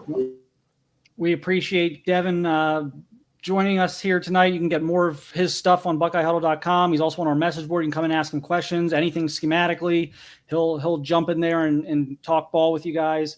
Appreciate Devin stopping in. I'm gonna throw this over to the late. We'll call him the late night crew, I guess. The third shift, but also first shift too. So I guess double shift. I don't know. Tony Gerdeman, Tom Orr, Kevin Noon, you guys can take it from here. Hello, everybody. Welcome to the Buckeye Weekly Podcast, instant reaction show following Ohio State's 21-10 win over Notre Dame, number 5 Notre Dame. Thank you, Mark, for sending that to us. Great job, everybody, running that stream and getting everything to everybody that we could do. Tom, how's it going? I feel like that is not at all the game we were expecting. But then you look at Jim Tressel and Mark D'Antonio and Jim Bowman in the stadium, and it was like, I think when they said they were honoring the 2002 team, they took that a little bit too literally with how they were playing the game. Yeah, it was a 2002 out here. But honestly, I think a 45-10 win or whatever would have been fine. Ryan Day was as happy as I've ever seen him after this game because he said we needed to win a game like this. We needed to show people that we could win a game like this. He said something about they always say we're talented. We wanted to show them that we are more than just talented. And now you can question, well, how good is Notre Dame? And maybe that will get decided later on. But Ohio State won a game. They grinded it out offensively. And the funny thing is they were able to run the ball pretty well. It's just as Ryan Day said, they kind of got away from it. But 21-10, if you go in thinking 21-10, you're like, boy, that's very underwhelming. But I think there were so many positives in this game that if you were walking away underwhelmed, like the offense is going to be fine. They only scored 21 points, but there are much better, bigger stories here that can dictate the season, and that defense was spectacular. 2 big plays lead to 2 drives, like broken plays. Mm-hmm. Yeah, that first drive, they hit the first play from scrimmage goes whatever it was 60 yards, 50. Yeah, I mean that was like oh boy, buckle it up, boys. Let's see if he can get out of this. And then they get off the field and give up a field goal, and it was like okay, that was a little bit of a statement. And then the rest of the game, it was just they had Notre Dame had the one big play that set up the touchdown drive, but it just without having the drive chart in front of me, it just felt like there was a lot of 3 and out, 4 and out, 3 and out. Just last year, you go back to the Oregon game last year, and the Ohio State defense just couldn't get off the field, and long extended drives. And Marcus Freeman, I mean, we talked on one of the Ross Fulton this week about what's one stat that you would really be telling to you, and I said I'm sure it's not time of possession. And then Marcus Freeman during postgame brought up time of possession and how they couldn't get Ohio State off the field and they couldn't sustain drives. And this was not a perfect game for Ohio State by any means. And I think you always need to be super careful with not overreacting to week one. But with this not being a perfect win and with this not being a massive blowout, this was still sort of a statement win for Ohio State because of how they did it and who they did it with and who they did it without. We've got some super chats. You can go ahead and fire off one. All right, we'll start. A couple of them are similar. Hung low here, fellas. Who commits next in your opinion? Okay, so Hung Low wants to know who commits next. Honestly, like I am so not thinking of recruiting, but Ian Moore has been one. That's been he's a 2024 offensive lineman. Yes, out of Texas. Not Indiana. America. Look, there's a lot of Indiana that looks like Texas, but a top 100 guy. I think that seems to be the way things are trending right now. So a good start on the offensive line there for that class. I think he's the guy that we would all pick first. Yeah, he's probably first guy there. That's the one that there's sort of some rumblings about right now. Elsu Zabo jumps in as well. Any info on recruits tonight and how they enjoyed the experience? Yeah, from Elsu Zabo, just wondering how recruits enjoyed the experience.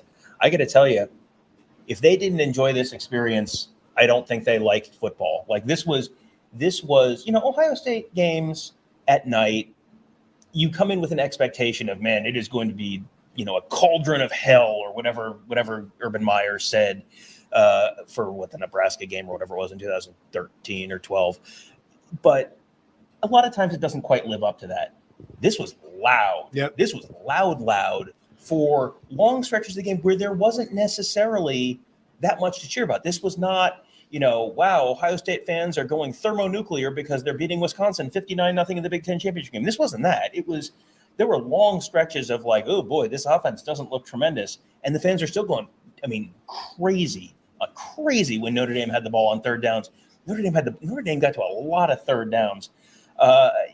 Your thoughts on maybe the secret key to the game being the change from Hell's Bells to Kickstart My Heart as the third down music. I mean, as we all know, the greatest song in the history of American music is that the key? Is that the secret key here? I wonder if that's a Jim Knowles thing, if he brought that with him. But that's interesting. Yeah, that is, now that I'm thinking about it, you do miss the Hell's Bells, but this worked. I don't recall saying that I missed the Hell's Bells. Yeah, that was good. We got one more super chat. Ryan Dawes, that was the game we needed. # Batman reference. Yeah. No, and with the recruits as well, everybody stayed into the game. Like the crowd was there. So that I think everything that Ryan Day wanted, he got out of this game. That's one of the reasons he was so happy. Kevin. Two more super chats have come in. Rick Reese, I thought you guys were exaggerating the improvements in the D. I was wrong. Yeah, so Rick Reese says he thought we were exaggerating the improvements on the defense. I mean, we were, we saw a little bit, but we're kind of going off of what we're being told in some ways because we're not in watching all these scrimmages. But you just the atmosphere, the mood around the defense was so consistently optimistic and so consistently like, oh no. It was like, okay, either literally everyone here is lying to me, or this defense is going to be a lot better. And I think, we'll see. You never want to overreact to week one, good or bad. But I think the early results are this defense looks a lot better. Yeah, and we talked all week about the confidence that Jim Knowles showed, and that just I know what's going to happen, that sort of thing. I'm reminded now, as we're talking about it, of the Simpsons episode. The Yakuza is fighting the mafia, and Homer doesn't want to leave because he sees this one guy. He knows he's going to do something special. That's Jim Knowles. It's like, you don't want to leave the defense because you know he's going to do something awesome, and then you have to leave, and then you hear something go like, oh, I missed it. Was that the Mafia or Hank Scorpio? No, that was a different episode. Yeah, yes, Hank Scorpio watched it the other day, by the way. Yes. But it was. And then after the game, Jim Knowles was like, "Yeah, we knew we were going to do this. Like, this is what we expected to do."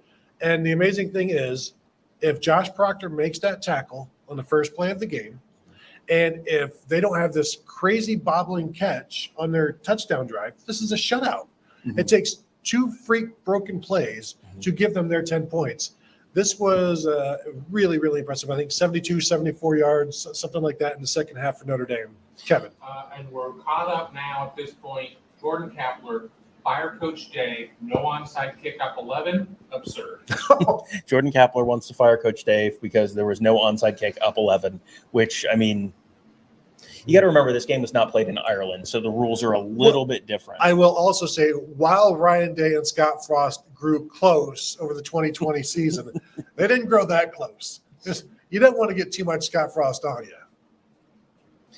We're caught good? up. You guys can Yeah, talk. I'll start working on Okay. some questions. So to me, I think the most interesting thing about this game, and we can, you can have the big picture stuff, just narratively around.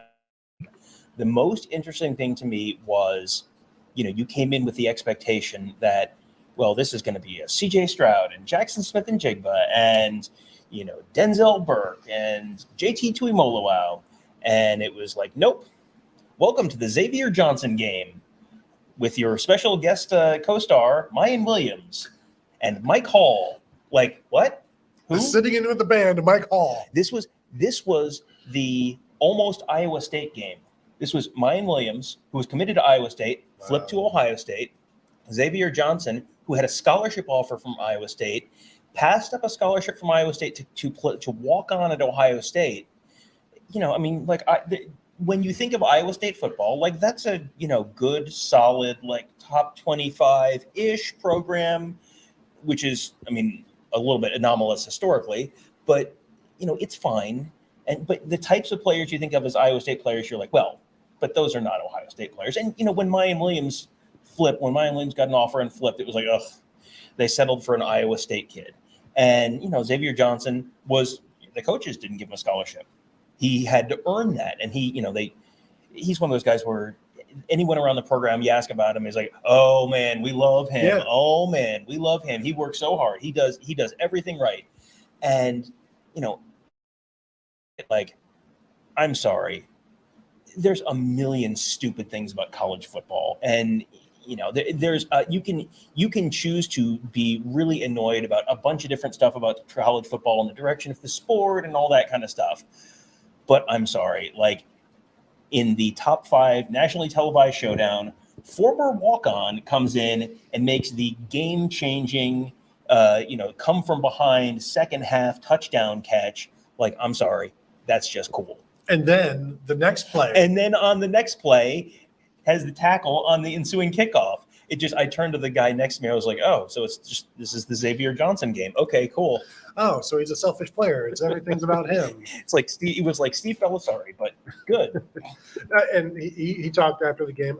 I'm so glad that everybody just gets to sit on the stream and watch all of it and just stay there. So you guys, when we're talking about this stuff, you guys have seen it. You got to see it. We can talk about the Marcus Freeman in a bit. But there's just so many different things about this game that I want to discuss. And Xavier Johnson is one of those who, he, as you saw in the post game, talking about like he came into this game needing strength, so he prayed about strength and, just the the way he speaks, and then the way he lays his heart out there, and then you see him do this, and to just see everybody else light up when he's talking or when they're talking about him or anybody's talking about Xavier. And I don't want to pat myself on the back, Tom, but I will, because, even during camp, I was asking people about this guy. Did I know he was going to do this? Secretly, Tom, I did. Did I know Jackson Smith-Njigba was going to get hurt? Maybe, but kind of a punk move not warning Ryan Day about that one. Not Hey, gonna lie. You know what? Now we're even. Impartial media. I guess you got to be impartial media. That's okay. There you go. But in terms of you guys saw, I assume Jackson Smith-Njigba, they hope to get him back this week. We will see. I don't know that you need to get him back this week.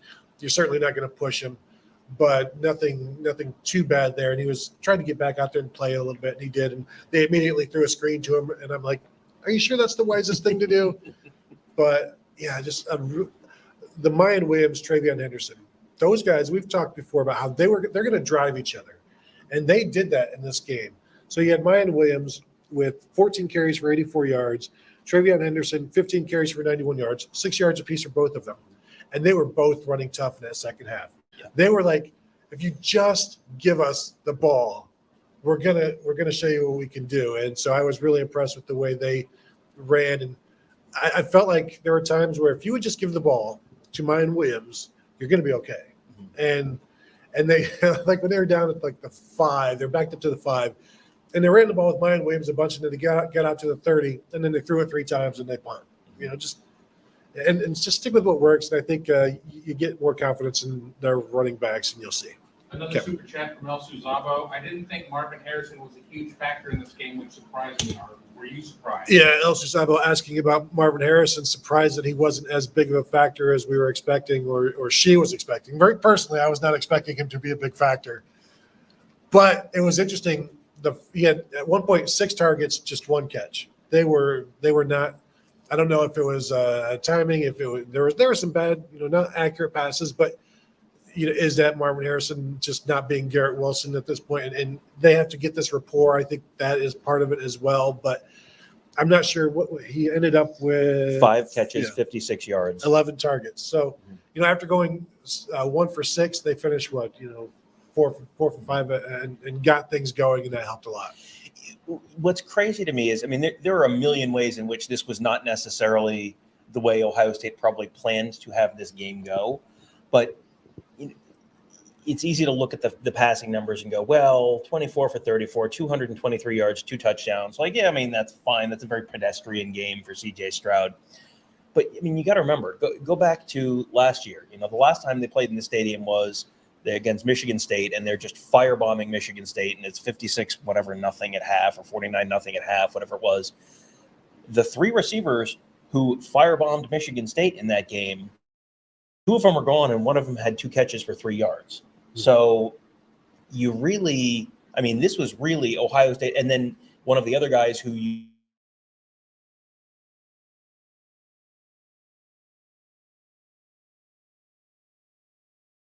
did not play. Yeah, they did hold him out. Yeah, I didn't see him out there. He came out for warm-ups and warmed up. I saw him on the field, but didn't play in the game. So that's 4 of your guys who were, top 4 or 5 last year. So you're playing without all those guys, and again, you still managed to win that game. The running game, and to just circle back to your point on that, it was at one point the Ohio State band was just kind of playing like train noises, and it was, and they might have even had like a train thing on the scoreboard or something, and it was just that was it. It was just Mayan Williams is going to run the ball over you, and like. It's, if you have ever seen your team get run over like that, that is the most disheartening thing. Oh, well, unless he fumbles, this is probably pretty much over. There was just that drive where it was just, Ryan Day talks about competitive stamina. That was such, toughness and competitive stamina, and just, can you finish? That's why Ryan Day was so happy. That was the biggest thing they had to answer is, can you finish the drill? Can you finish the game? We'll circle back to that in a minute.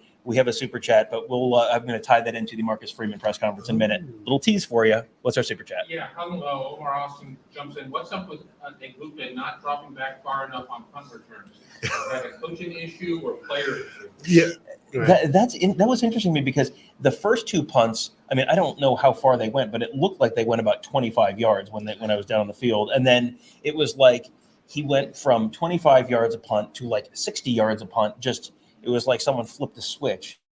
That just, he averages 40. So on the first couple, you're standing 40 yards away and they're too short. And then after that, they're over his head. The first one that went over his head was like a 52-yarder or 55-yarder. So it wasn't the biggest kick, but Egbuka ran like 20 yards to go get it. And so, back up some. I think that was I thought that would get adjusted, and it didn't the second time, and maybe it did after that. But, that was a little hinky, and I think they will re-examine that because Egbuka, he's the guy that likes to run under and get going, but it's dangerous to do that with punts. But and then catching those things over your shoulder inside like the 15 on a dead sprint, like that's no good either.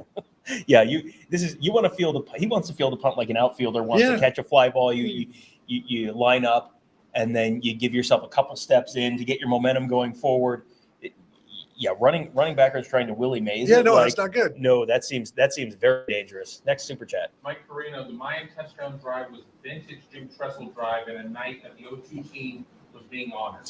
Yeah, that was low scoring, very physical, win with defense. That was 21-10 is one of the most 2002 Ohio State scores we've seen Ohio State have for any game in the last, really in the Ryan Day era almost. You have, what was it, 26-17 in Nebraska last year, like that's up there. But 21-10, like 31 points, that is a very Jim Tressel kind of score. And you know what? Jim Tressel gets, trod on some for being a little too conservative and not having anything flashy. But you know what Jim Tressel did? Won football games and punted. He did punt. Ryan Day, I thought that was a fantastic Jim Tressel homage on 4th and 3 on the +40. That was a choice. Let's talk about that because I knew it was going to bother you. I saw that as a nod to his defense and the renewed confidence he has in the defense.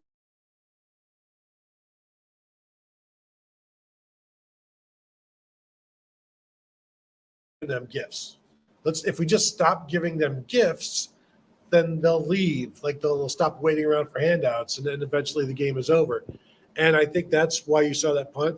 And plus, Jesse Mirko, like he is killing these balls down at the 5-yard line like nobody's business. So I think we might see more conservative Ryan Day this year because of this defense. And I know it's bad news for that you hate punting, but it does lead to crowd involvement and some it's a field position battle, as you know. And I just think that was a nod to the defense, and that you could see the building appreciation and trust that he had for his defense. And I think that was one of the points of it. Kevin? Keep going. I'm going to send Tom a message. Okay. I pulled up the Notre Dame drive chart to kind of run through this. 5 plays, 71 yards for the field goal to start the game. And that was the one big play with the missed tackle by Josh Proctor that really led to that, pretty much all of those yards. 3 plays, 9 yards, punt. 3 plays, -1 yards, punt. 10 plays, 87 yards. I think that was the one where they had the juggling catch and, a little bit of a fluky play. And then 5 plays, 23 yards, 3 plays, 6 yards, 6 plays, 35 yards, 6 plays, 23 yards, 5 plays, 40 yards, 3 plays, -11 yards. They never got out of second gear. You never got more than 6 plays on any of those drives after that touchdown. And, that was that drive started in the first quarter, ended with 11:56 left in the second. And then they never had a drive longer than 6 plays after that. We're having some interference with the phones. That's freezing. We're getting the freezes because of the phones. Okay. Phones? I don't know. Okay. That's fine. All right. Okay. So we'll put the phones down. Really?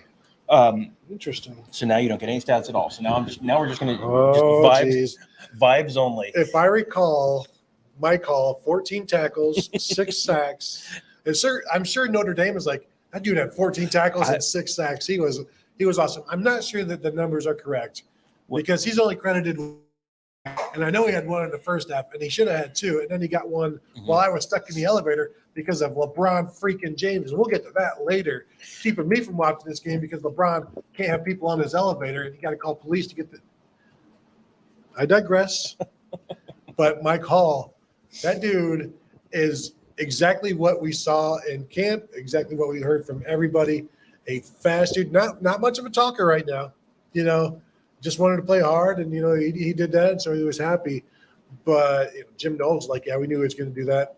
Ryan Day said they told him, or Mike Hall said they told him a couple of days ago that he was going to start. No big deal,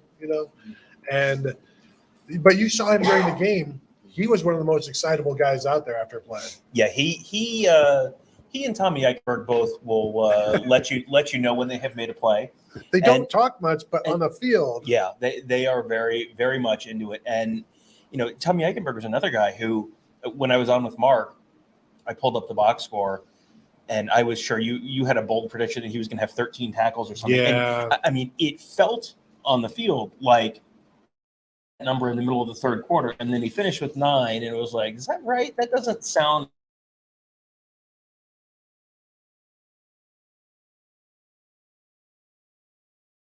Mike Hall. Well, first of all, in that 4-man super soft defense, we've talked all summer about the fact that he's sort of the forgotten man, and don't let him be the forgotten man because he's going to be an impact guy.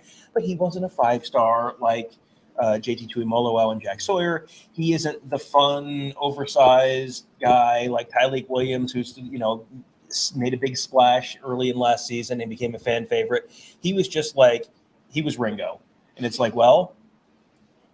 And the rest, it was Gilligan's Island, and he was the and the rest. And if you go back and listen, we said like don't and the rest him. Like he is going to be an interesting guy. What was fascinating to me was how they used him, how they lined him up. Did you see how wide they were lining him up?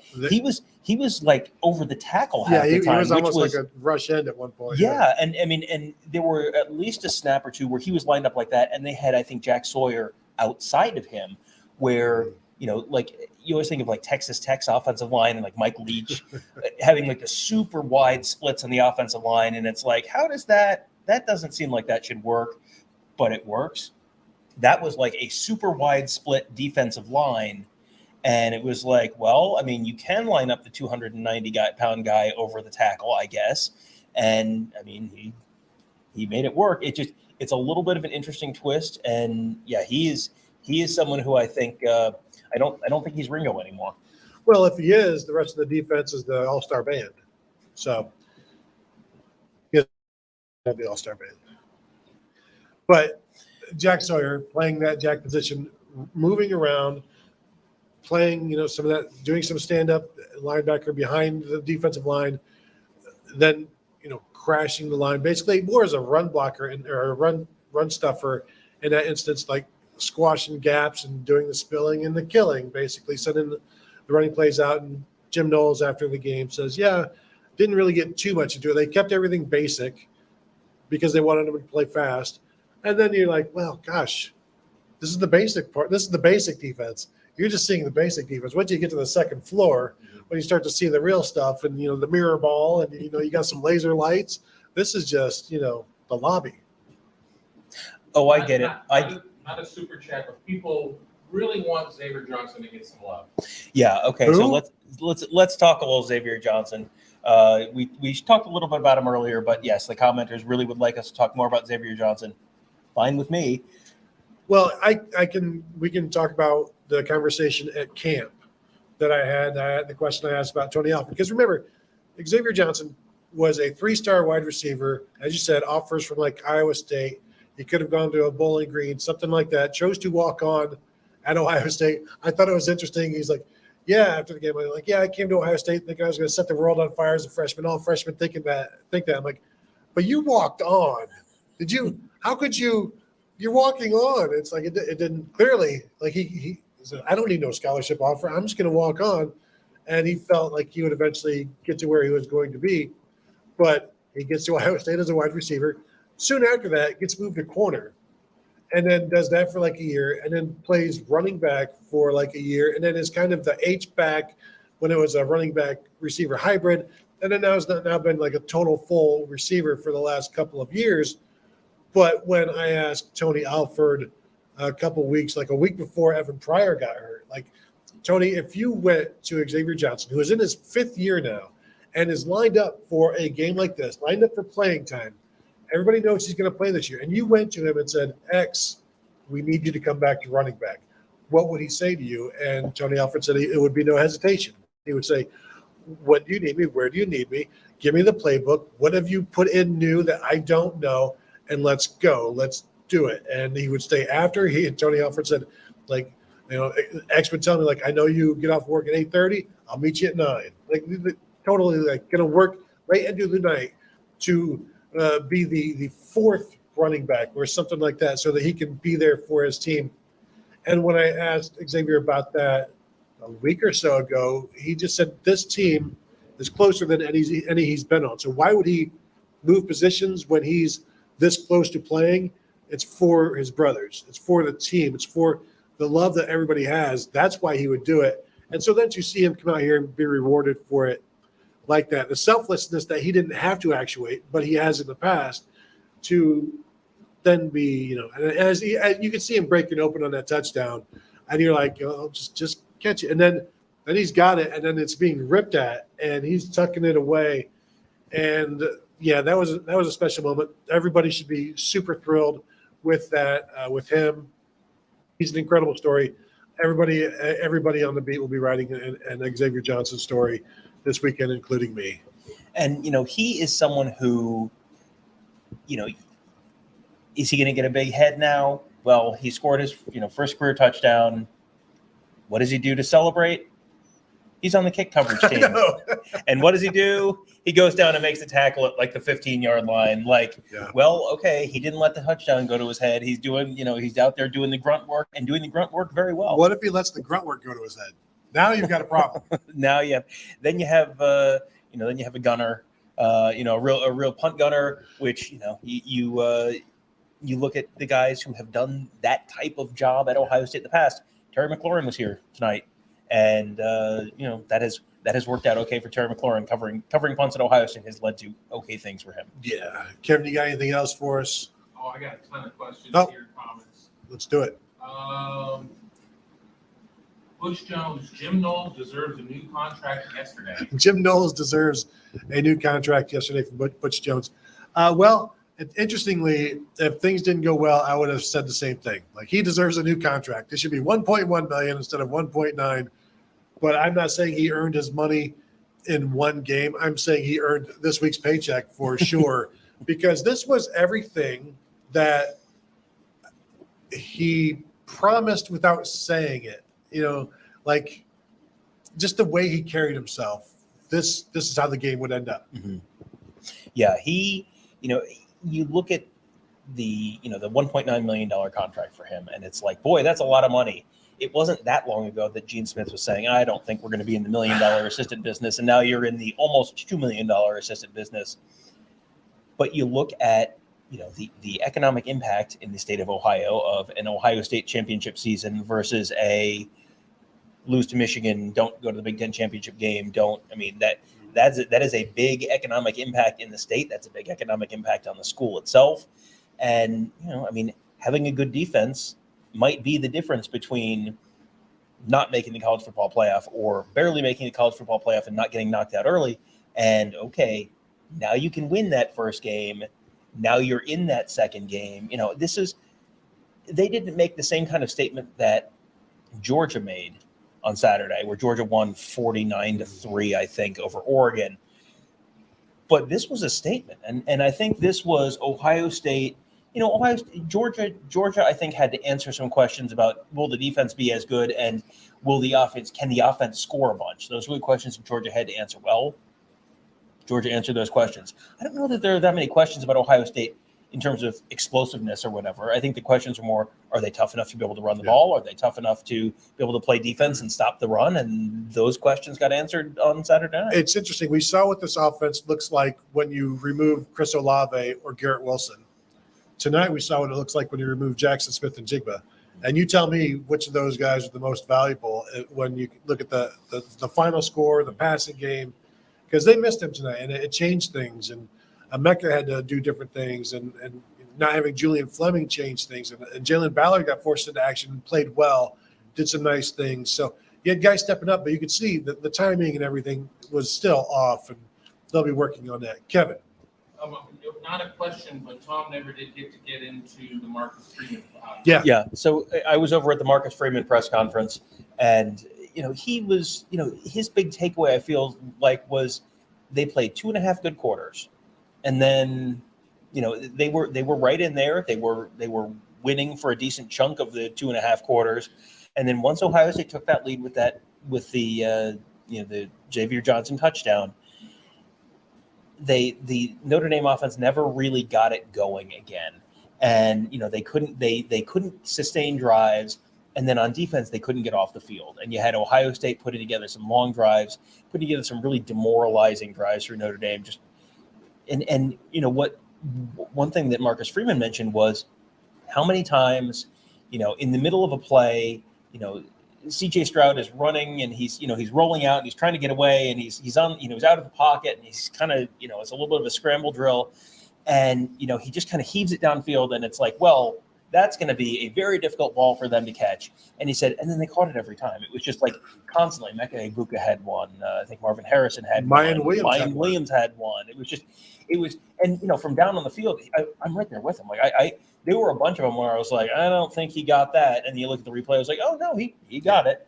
And there were a couple of plays. There were some weird plays like that where I don't know if Ohio State was like rushing to the line to get a playoff after those before they could get replayed, and then twice DeJuan Jones false starts on plays right after that. That was like, I don't know if that's Ryan Day thinking, I don't know if he caught that. Let's get up there and get moving. Well, Notre Dame did the same thing a couple of times where they were trying to hurry up to the line. I'll say after the play, the third quarter catch down the field, I think it was at the end of the third quarter where they had the entire fourth quarter to review the catch that hit the ground and moved. And I don't know what they said on TV. Like, I don't know if they must have reviewed it and told Brian Day that it was a catch, but that should have never been a catch based on what we saw on replay, where the ball hits the ground and moves, and then it gives the Notre Dame like first down at like the 46 or something. Nothing came of it, but just one of those where a questionable call. The Mayan Williams catch, I thought there was no way he got in. He got both feet in, which was crazy because you don't think of him as a guy that's coming back on a scramble drill. Right. Like he's gonna be like a guy like, I'm just gonna go deep. Yeah. Hit me deep. And it's I'm open. Yeah, but I can't throw 80 yards diagonally. Yeah, you don't think of him as the pass catching running back. You think, Trevion Henderson, I think, had a long touchdown reception in the season opener last year against Minnesota. You think of Evan Pryor as the guy out of the backfield. Mayan Williams is not the, you think of Mayan Williams as the guy who's going to, run between the tackles, maybe shake and make one guy miss. And that's, that seems like that is his role. For him to be making plays in the passing game, that's a little bit of the next man up mentality to talk about, where it's like, well, okay, Chris Olave is standing on the sideline and watching. Garrett Wilson is not here. Jackson Smith-Njigba is hurt. And Julian Fleming's not playing. Like, well, next man up. And sometimes the next man in that case might be a running back. Yeah, no, he was impressive. I think he showed that I am not just a short yardage guy, but I can be you keep saying demoralizing the defense. Like, he is a demoralizer. He likes seeing guys hang their heads. And we talked about during the game or before the game leading up to it, the depth that Notre Dame doesn't have could be an issue. And I think that's also what happened, where they just wore down, and they probably would have worn down sooner, but Ohio State didn't really run the ball in the first half to wear them down. But, it all ended as Ryan Day and Jim Knowles expected. And, it's just as good and perfect of a win as a coach wants, because there's still plenty of problems. The defense has confidence. One of the things that Jim Knowles said is now, like, they believed in everything.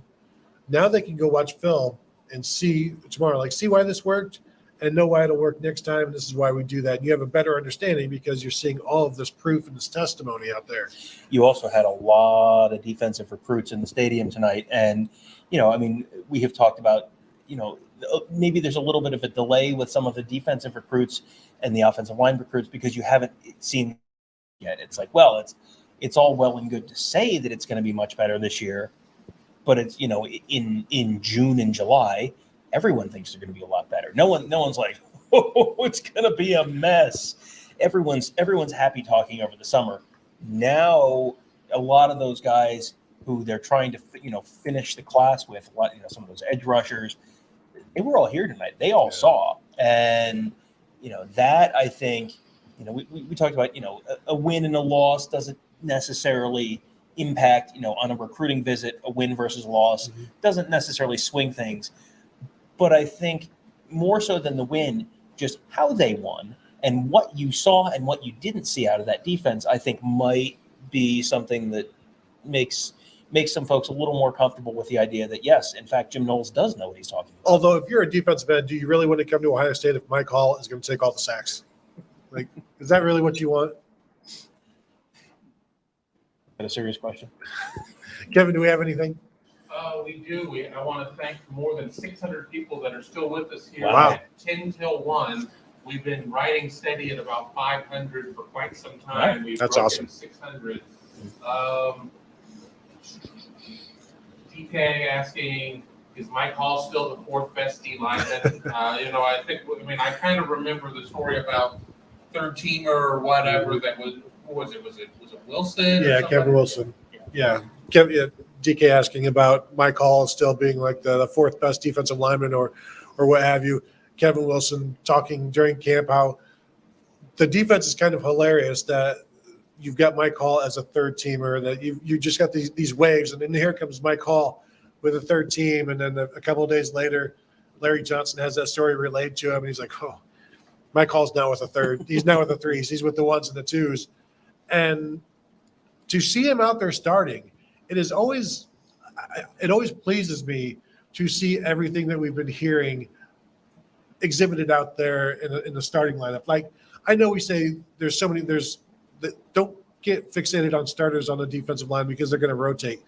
But when Mike Hall is the first guy out there in front of Jerron Cage, a sixth-year senior, and Ty Hamilton, a third-year guy, that to me, that means something. And then to be out there as much as he was, we'll have to wait until Dan Hope puts out his snap counts to see exactly how often he was out there and see.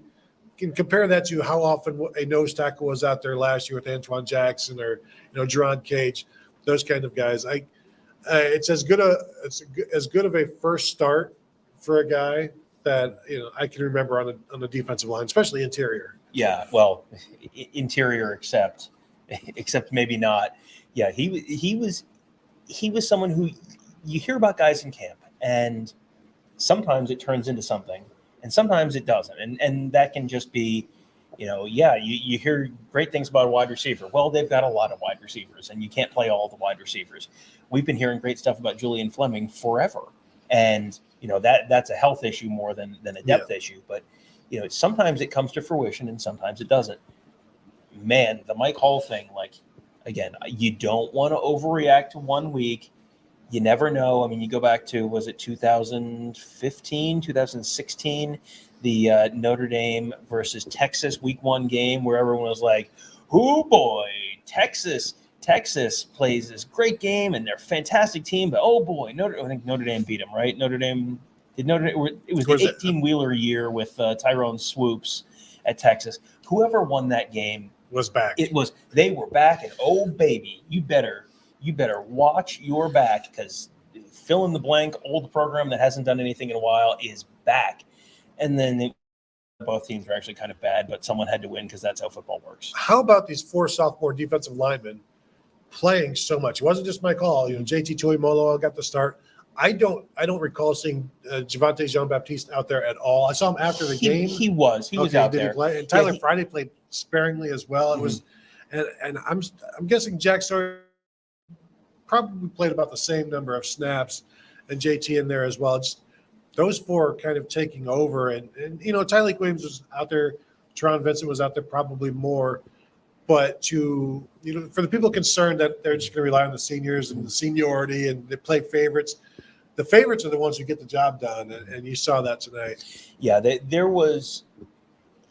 It felt almost like a little bit. Again, I don't want to overreact, but it felt sort of like a little bit of a changing of the guard, which you look at if you just purely go off the recruiting rankings, the ceiling for the second-year guys is higher than some of the other guys ahead of them.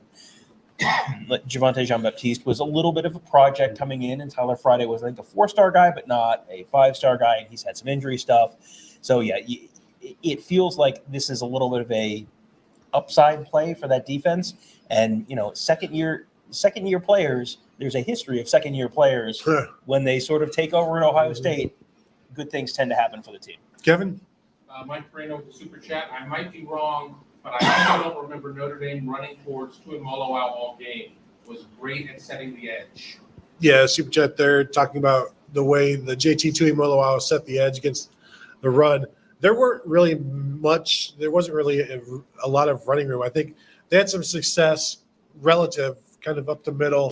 I thought they probably could have done more of the read option, but I also think the defense handled it so well. Like, we talked all week about the spill and the kill, and the defense clogged up the line, and there was always a linebacker or a safety to stop stuff, to clean it up after a 5 or 6 yard gain. And there were a couple plays, I think like a jet sweep to Chris Tyree that should have been a big hitter, maybe got like 12 yards on one on down here, and it would have been a touchdown last year. Like, there are plays like that you look at that and you're like, well, it was 6 yards this year. That was 42 yards last year. Yeah, I think of this stuff in terms of pictures, because I'm down on the field and I'm taking because pictures. You don't know good words. me don't word good. But I mean, I take I'm down there taking pictures. So in my head, I have this is what it looked like against Oregon last year, and there were lots of just running lanes where it's like Oregon blocker on the right, Oregon blocker on the left, and just quarterback or running back just going right there. All the pictures from Saturday night were, if the guy is running, there's an Ohio State defensive lineman there. And sometimes they miss, or he can make someone, juke around someone or whatever. But there's always someone there. And, how fast were the linebackers playing from upstairs? Oh, no, very fast. And you can see Tommy Eichenberg was chasing people down the line of scrimmage. I'm not sure what happened with Steele Chambers. I don't know if he got dinged up or if Jim Knowles just got angry that maybe he missed a play, because it sure seemed like he benched Josh Proctor for that missed tackle at the start of the game. And then Lathan Ransom, we could talk about in a bit, who was fantastic. But, they were very fast and decisive. And Cody Simon, I thought, maybe played his best game as well. Like, there was I don't think there was much of a drop-off between the two when Steele Chambers had to go out. Just really, really impressed. And I don't want to pat myself on the back again, Tom.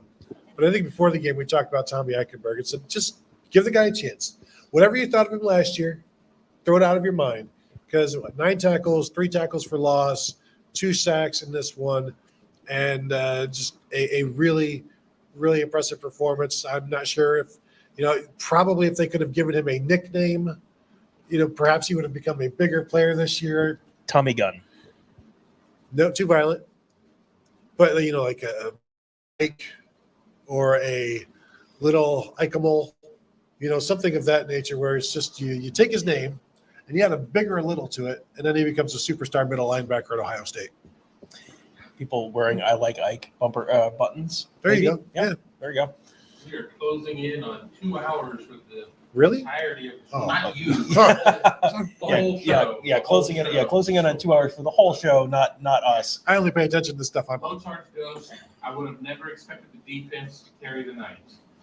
Yeah, I mean, the comment was, I would have never expected the defense to carry the night. And yeah, I mean, that is just not how, we said it earlier. Jim Tressel was here with the 2002 team. That was a 2002 Ohio State win, not a 2022 Ohio State win. That was, Ryan Day, since he has gotten to Ohio State, outside of the 2019 season, it's been, well, we're going to outscore people. And I don't know that that's necessarily by choice. I think Ryan Day would prefer to have a good defense, as I look up. And Mississippi State has 40-something points against Matt Barnes's Memphis Tigers. I'm sure Ryan Day would prefer to have a good defense.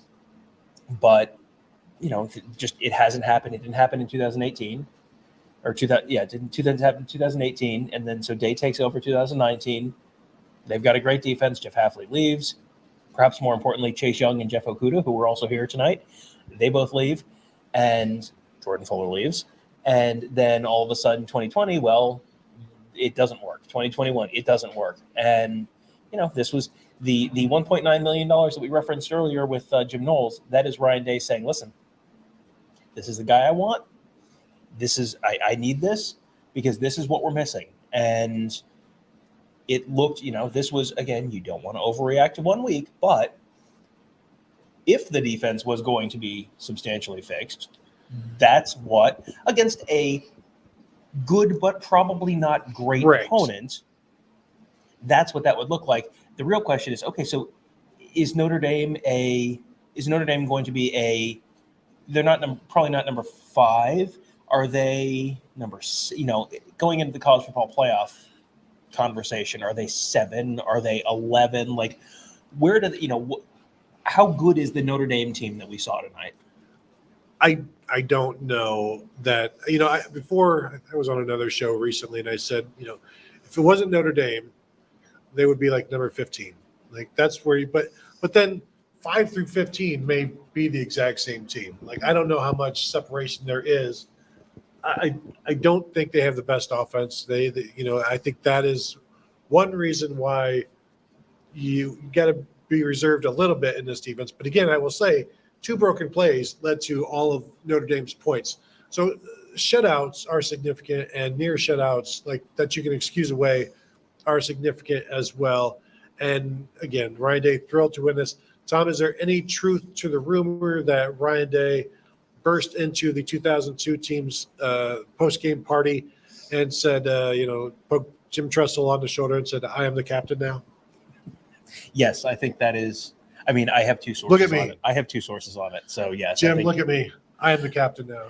Yeah, that was just, again, it wasn't, this is not the final verdict on the 2022 Ohio State defense, but that was exactly, you talked earlier about how happy Ryan Day was and all the reasons why Ryan Day was so happy.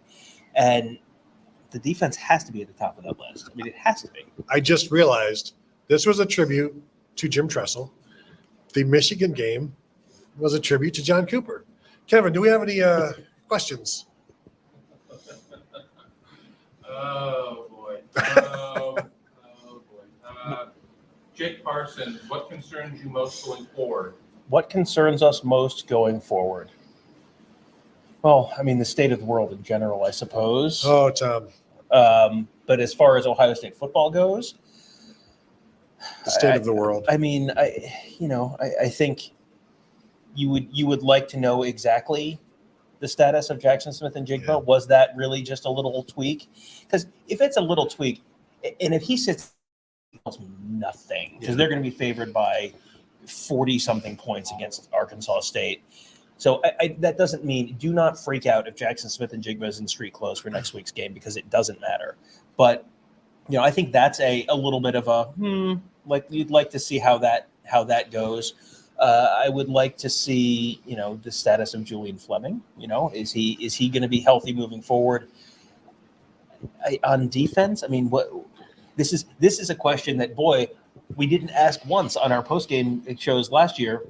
Is there anything to be worried about on the defense right now? No, not that. I think the concern right now is, what do you do against Wisconsin? Because that's the next game that matters. And Notre Dame, like I said, had some success up the middle, but Wisconsin is going to be a different animal. They're going to this is what we do. And you're going to have more than just 6 guys in the box, and you're going to have to do more than just bringing one extra safety into the box to stop the run, because we will just do this all game long. And then a random play action to a tight end somewhere, or throw something up and get lucky. And, with the way Ohio State was allowing some of these fluke plays, like, you just have to assume that's going to happen. But defensively, no concerns right now. I do want to see what they do against a heavier team. Offensively, I think my concern is Ryan Day said the passing game will happen. It'll be fine. I think that might be my concern right now, but that goes into the Jackson Smith and Jigba thing. And was he the entire reason why things were off? I don't think he was. I think if he's out there, things go better, clearly. But I don't know how a pass downfield to Marvin Harrison or 6 passes downfield to Marvin Harrison that don't get completed can be chalked up to, well, we didn't have Jackson Smith and Jigba out there. Now maybe some of those passes go to Jackson instead of Marv, and you can alleviate some of the things like that. But yes, having him back will be good. But I'm crazy. It's crazy to say, like, kind of worried about this passing game. Yeah, go back 24 hours and tell yourself everything's going to be great with the defense, but oh boy, the Ohio State passing game, the one thing that everyone said, well, certainly, this is the only sure thing the Ohio State team is the passing game. I think that there is the sort of the knock-on effects of not having Jackson Smith and Jigba is you're probably shading safeties a little differently. If Jackson Smith and Jigba is on one side of the formation and Marvin Harrison's on the other, well, maybe the safety's a little shaded over further towards the Jackson Smith and Jigba side. But yeah, I mean, you'd like to see more consistency out of the passing game, but you go back to last year, we're having kind of the same conversation with the first game of the season, because CJ Stroud was kind of just okay. And, the story of that game was that the defense couldn't get off the field until Mo Ibrahim blew out his Achilles, and then all of a sudden that limited the Minnesota offense quite a bit. The Ohio State offense really couldn't get going too much last year in the opener, and they ended up with 38 points or something like that. 45, 31? Was it 45? Okay, 45 points last year in the opener. But you didn't feel great about the offense. No. This obviously is a substantially better defense than what they faced in Minnesota last year.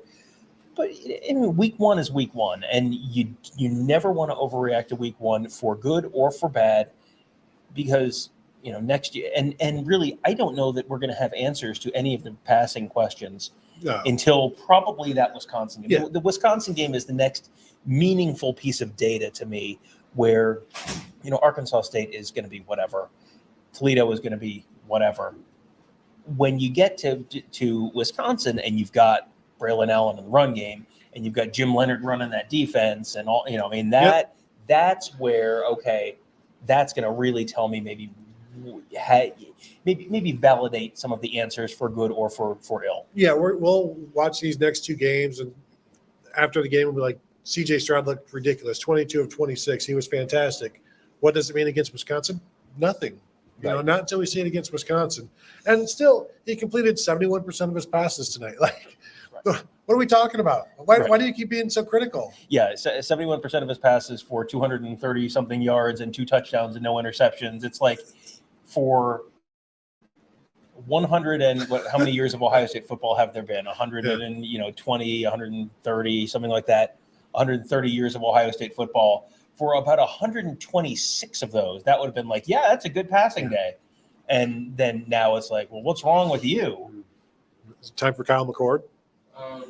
Mike Perino with the super chat. After the second drive, OSU wide receivers remaining had a combined 21 career receptions. Fourth quarter, they started to make the plays as they got set. Yeah, so the super chat from Mike Perino. After the first, with basically minus Jackson Smith and Jigba, that were left had 21 career receptions coming into the game. Good stat. Boy, that is a tremendous stat. And that feels like, without having, I have not gone back, obviously, and looked at the historical, is that one of the lowest it feels like that's probably one of the lowest in Ohio State history, at least recent history, post-Earl history. I would say, what did the 2011 team start with? because they, you had like Bad Devin, vibes. well, Leading receivers on the one team had like 14. yeah, like 3 different guys had 14 receptions to lead the team that year in 2011. And they finished the year with 233 yards passing. Exactly. So CJ Stroud has already matched that. Yeah, I mean, it's to get the result that they got on Saturday night against the defense that they got on Saturday night. It was not perfect. There's plenty of stuff you can sit and nitpick, but I think on the whole, you've got to be happy. And the old cliche that you get the biggest jump in your performance from week 1 to week 2. Now you got this is the perfect game for a college football coach. They won, but you've got lots of stuff to teach off of. Now all those young receivers. Now Jaden Ballard has game film they can look at with him. Now that's true of Emeka Egbuka as a wide receiver. That's true of lots of Xavier Johnson. I mean, all those guys. All these guys who, there's promise there, but everyone has to have a first game or a first, real impact, where you're the dude. Well, now Emeka Egbuka has had a game, and Marvin Harrison has. 9 catches, 90 yards. We haven't even really talked about him. Yeah. Emeka. Yeah. Kevin, you got something? Yeah, I hopefully they don't come in and clean the room with us in here. We still have It is the Buckeye Weekly podcast. So. CB asking if Proctor got benched. Well, let's talk about that. CB is asking if Josh Proctor got benched because Jim Knowles was essentially asked about that. Josh Proctor misses the first tackle in the first play of the game, leads to the 54-yard run, catch and run from Lorenzo Styles Jr. And I'm not sure if Proctor came out at that point, but Lathan Ransom was in for the next drive, and he just stayed in for the rest of the game. So what Jim Knowles said is, well, we like to ride the hot hand around here. And Lathan Ransom was everywhere and was tremendous. And he's a willing tackler against the run, as we saw numerous times, and can cover. The way they were spreading things out, like sometimes you'd have Lathan Ransom be the deep safety. Sometimes you would have Ronnie Hickman be the deep safety, and just rotate depending on who was on the wide side of the field or where the ball was on the hash. And that guy was fantastic. And yeah, I think Josh Proctor got benched, and the thing is, like the Lathan Ransom could be benched next week if Josh Proctor is playing well and has the hot hand. I think we might see Court Williams against Wisconsin. Although if Lathan Ransom is playing like this, he may be Pete Werner. I think we might be seeing that as well. Yeah, and let's just play it out that they benched Josh Proctor for that play. Lathan Ransom had a play where he was hitting a sliding quarterback and got flagged for 15 yards. And I don't think he got pulled off the field after that. So, I mean, he's another guy who put him in the Mike Hall camp where, the expectation level was one thing. And then you kept hearing and you kept hearing and you kept hearing. And it was like, all right, at some point, when I've heard the same name from like 6 different people, often unsolicited, or I'm not asking specifically about that person, like at some point this means something. It feels like that means something to play for. Well, Tom, I don't want to pat myself on the back, but didn't I ask you last week or this week if Lathan Ransom is so good, why isn't he starting? You may not remember that because you don't often listen, but I asked, and we saw him out here, and I don't know that you go to him now because that really sends a statement to Josh Proctor, and we may be reading unnecessarily be reading into that or taking too much of that. What it could just be just a basic football thing, like we kept Lathan Ransom out there because he was doing well.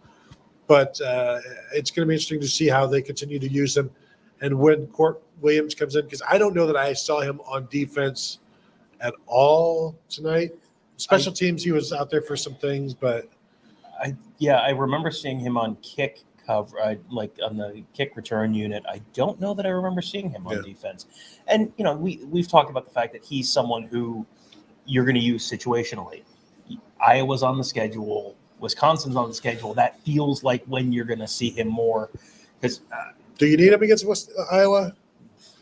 Do you need anyone against Iowa? It feels like they could just punt, just forget defense, just like take the weekend off, and then Iowa will find a way to throw 3 incomplete passes. They should do what I used to do sometimes on NCAA football, where you just do punt block every time, and then you have Ted Ginn as your deep safety.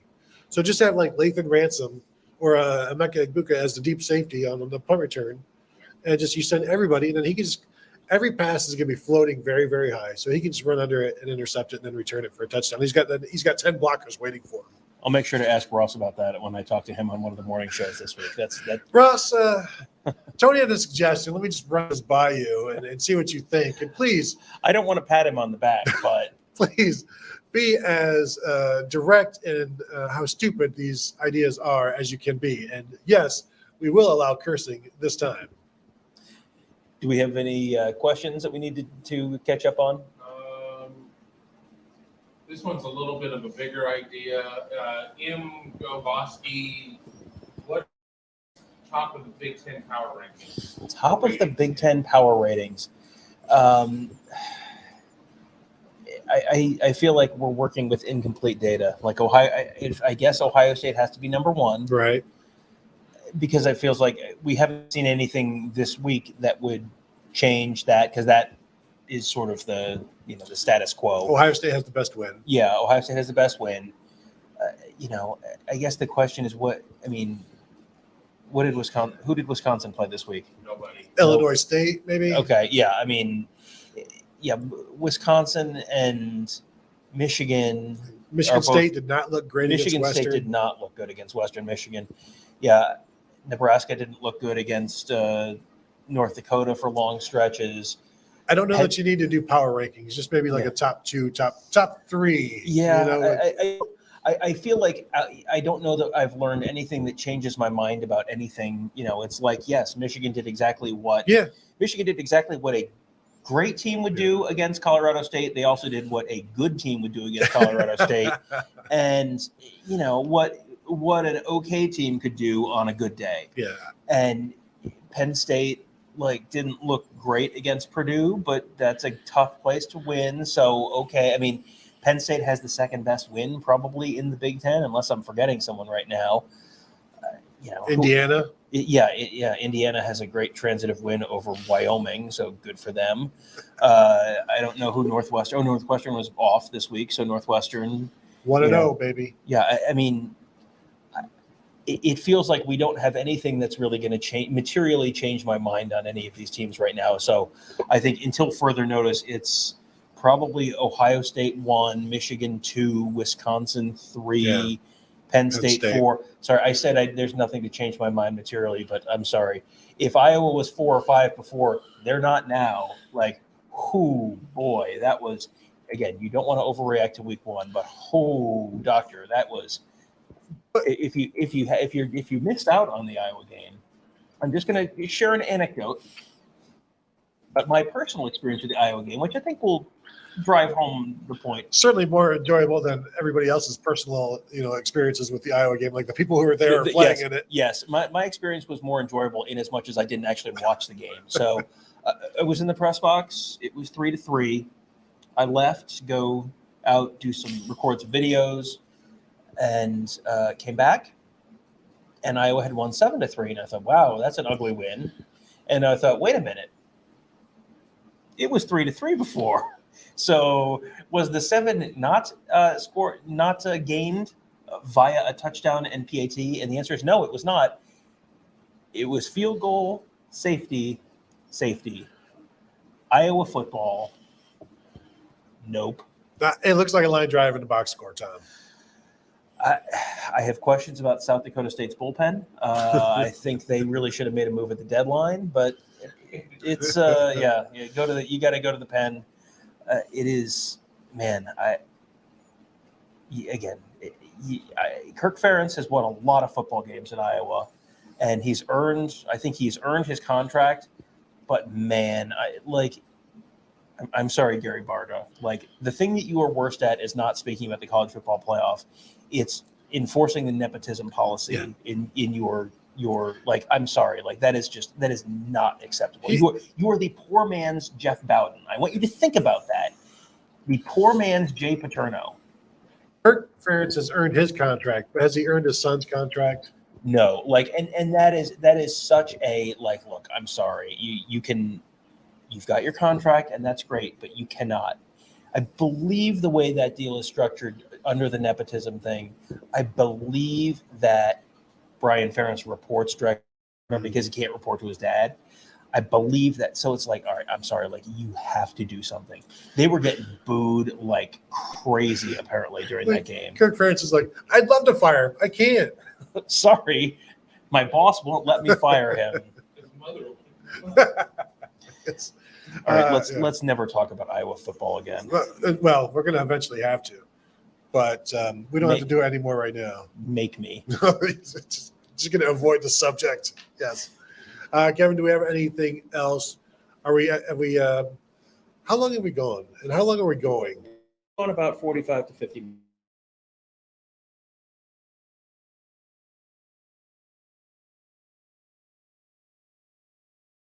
Everybody's happy, and Denzel Burke didn't seem too happy. And he gave up a catch, and that's about it.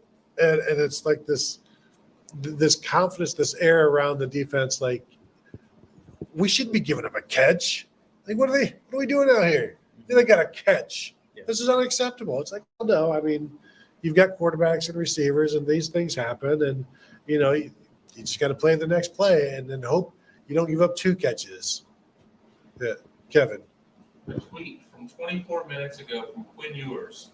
How'd I get towed during the game? A tweet from Quinn Ewers 24 minutes ago. How did I get towed during the game? Shamrock, baby. That is. Wait, well, don't throw interceptions on your second pass, or you won't get towed, buddy. Yeah, that was. They were playing ULM. I assume they won by a bunch. I assume there will be an overreaction, but. Well, hey. You beat ULM. There should be an overreaction. Yeah, well, and who do they have next week? Are they better than ULM? I don't remember. I don't know. I do remember. Yes, it's Alabama. It sure is. I mean, that's right next to Louisiana, yes. So it's probably a very similar team. Mean, without a state sign, you wouldn't know the difference. Yeah, that is interesting too. I guess he'll just have to go get one of his other cars from the garage. It's just like when a guy like that gets his car towed, you're just like, well, just keep it. I've got others. I'll just get you. That's where you just leave it to the car dealership. Hey, they've got your car. What else do you have? Yeah, those NIL deals are generally leases, so you can make that someone else's problem. Yeah, exactly. Kevin. Oh no. Oh, I'm sorry. we looked at Kevin as assuming Kevin had a question for us, and he didn't. No. And he tweets now. So yes, Quinn Ewers stumbled into that one. That's all we all do. All we do here. Tom, you got anything that is? You were down there taking pictures. There were way too many people down there on the sideline. I feel for you guys. That was a mess trying to get down there. And again, I will complain about my LeBron James experience, but too many people. Yeah, my LeBron James experience was I was at the tunnel where everyone was coming in, and LeBron James came in the other tunnel, so I missed LeBron James coming in. So people are like, LeBron's here. I was like, is he? Because I have been standing here the whole time, and I'm pretty sure I would recognize him. He's rather famous. I don't know. Did they show on TV that a certain former Ohio State quarterback from the 2017 team was here other than JT Barrett? Stephen Collier? Stephen Collier was here, in fact. Other than Stephen Collier. We had a wonderful picture of it. We did, yes. Mr. Joe Burrow. Oh, really? LSU great, Joe Burrow in the house. He played. Oh, he did play at LSU. He did play at LSU, yes. Right. Yes. He was there. It was an impressive assortment of former Buckeyes at the game. I mean, Joe Burrow came in with Sam Hubbard, obviously teammates on the Bengals, but yes, Paris Campbell, I think, not Johnny Dixon, Terry McLaurin, Chase Young, Jeff Okuda. Saw Jeff Okuda. I saw Curtis Samuel, JT Barrett, Cardale Jones, Cardale Hubbard. Yes. It's like 1:30 in the morning. Don't plan it or it will stick. And then it'll be like, why do you keep calling him Cardale Hubbard? It's like, well, do you remember the time Chris Olave was there? Yes. Didn't see Garrett Wilson, but I mean, there were a lot of guys, and with a big home recruiting weekend, this is one of the reasons you do the home recruiting weekend this week, because it's like, oh, you've got. Someone asked us about this on the pregame show. Like, are they going to have Chase Young or one of the Bosa's there? Because they have three really high end defensive ends. And it was like, Have you met Chase Young? He's here tonight too. Maybe you've heard of him. You want to know where he went to college? I mean, when we talk to recruits at those camps in June, man, oh man, any defensive lineman you talk to wanted to talk to you about Chase Young. And, I'm sure that lots of recruits probably wanted to get pictures with Chase Young or talk to Chase Young or whatever. And, oh boy, isn't it convenient? Those guys are all here. Justin Fields was here as well. Yeah. Forgot about him. It was like Draymond Jones. It was like, man, there were a lot of guys here on a big recruiting weekend. That probably doesn't hurt. No, and a very successful overall outing. And Ryan Day thrilled about the win.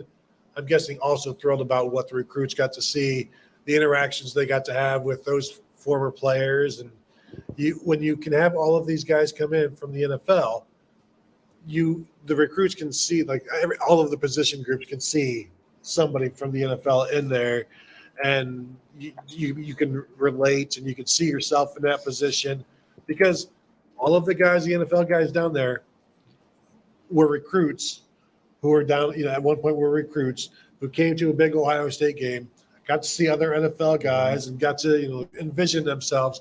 So then this also allows them to pay it forward a little bit and be part of the recruiting process in all legal ways, but like just to be around it and just wouldn't you want to come be part of this? And something like tonight, tough to say no to.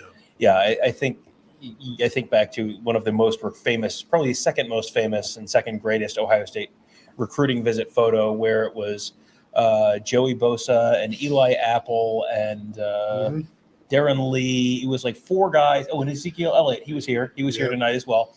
It was like four guys who all ended up first-round picks a few years later all together.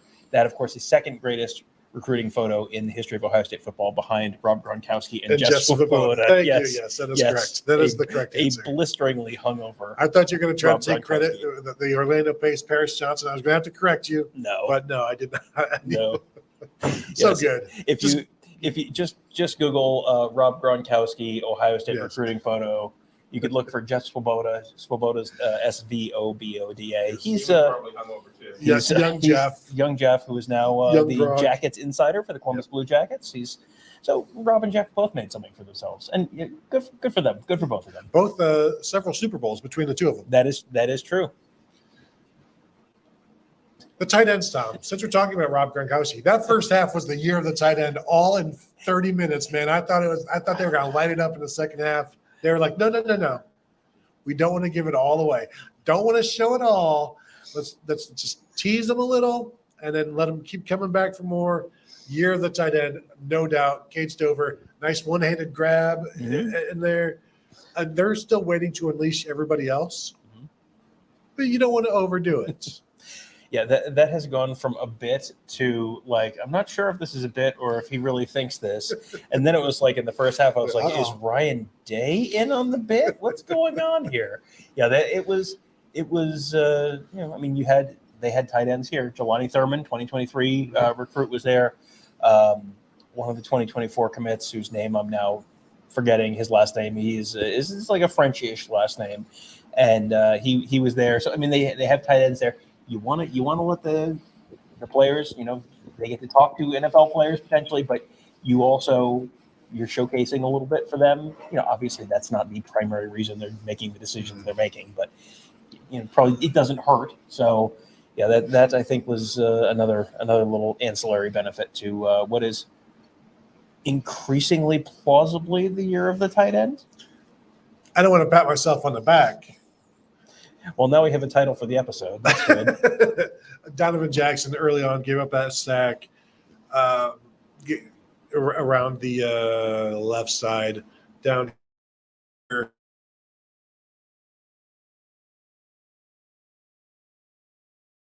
And they could start going. They were having some very good success around the left side, around Paris Johnson and Donovan Jackson. So it was good to see him bounce back. Paris Johnson, I don't know that we heard Isaiah Foskey's name much at all, except for maybe a personal foul penalty at some point on a special teams play, grabbing a helmet or something like that, maybe. But I thought they did a pretty good job. The Adamolas, the Adamola brothers, they were held in check pretty well. So really, I think CJ Stroud had some pressure on him, but he escaped. So, you can get away with that. You can kind of make that go away because it turns into a completion.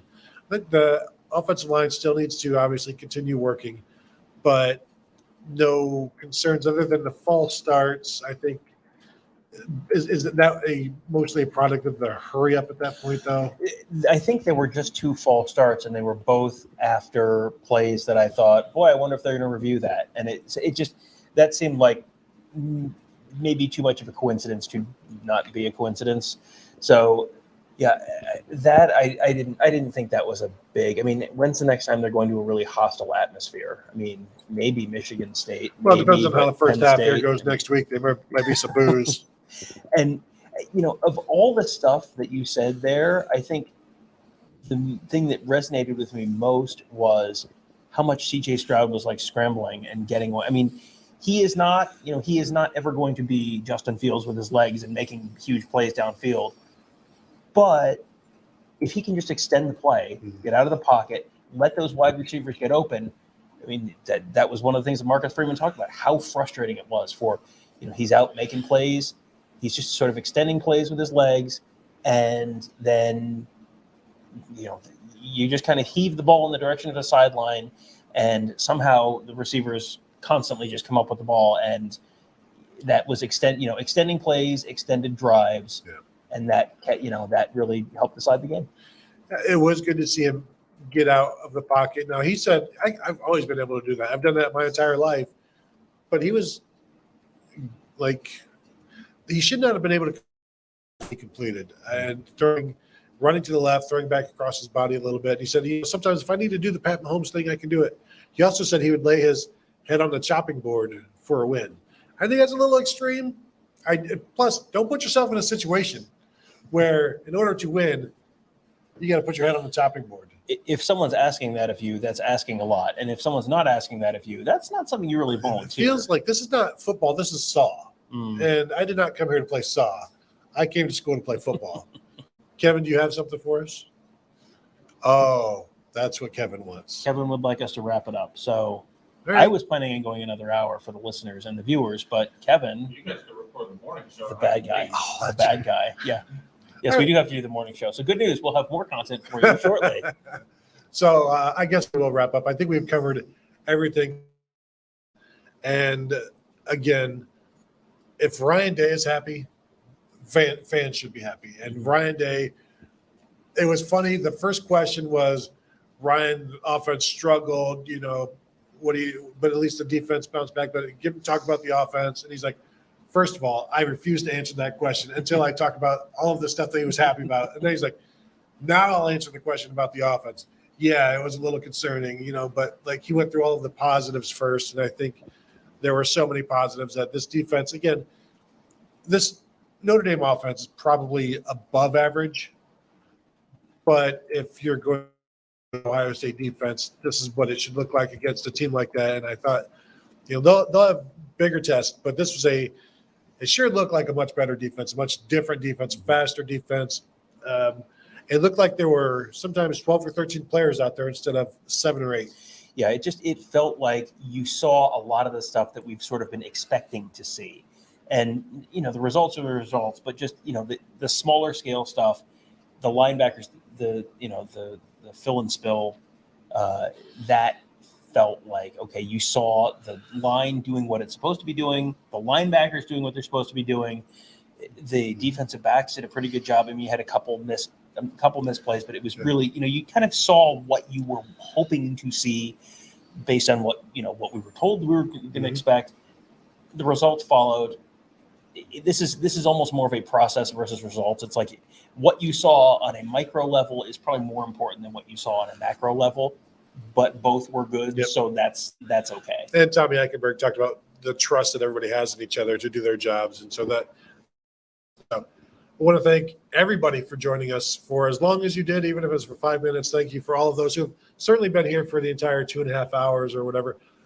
This was the first time we were doing this, this whole stream. So, we're going to continue to try to do it. We will continue to do it. It's going to look, who knows what it's going to look like on the road once we get to some of these venues. But This is what to expect, and expect improvements, I would think, or some additions. But we wanted to give you guys as much as we could, one continuous stream, so that you wouldn't have to keep finding us. Once you were here, you could be locked in and stay for however long you want. So I want to thank you all for joining us. Thank you for the super chats. Thank you for the regular chats. And that will do it for us from Ohio Stadium. Ohio State, again, 21-10, win over Notre Dame. Thank you all, and we'll talk to you guys later.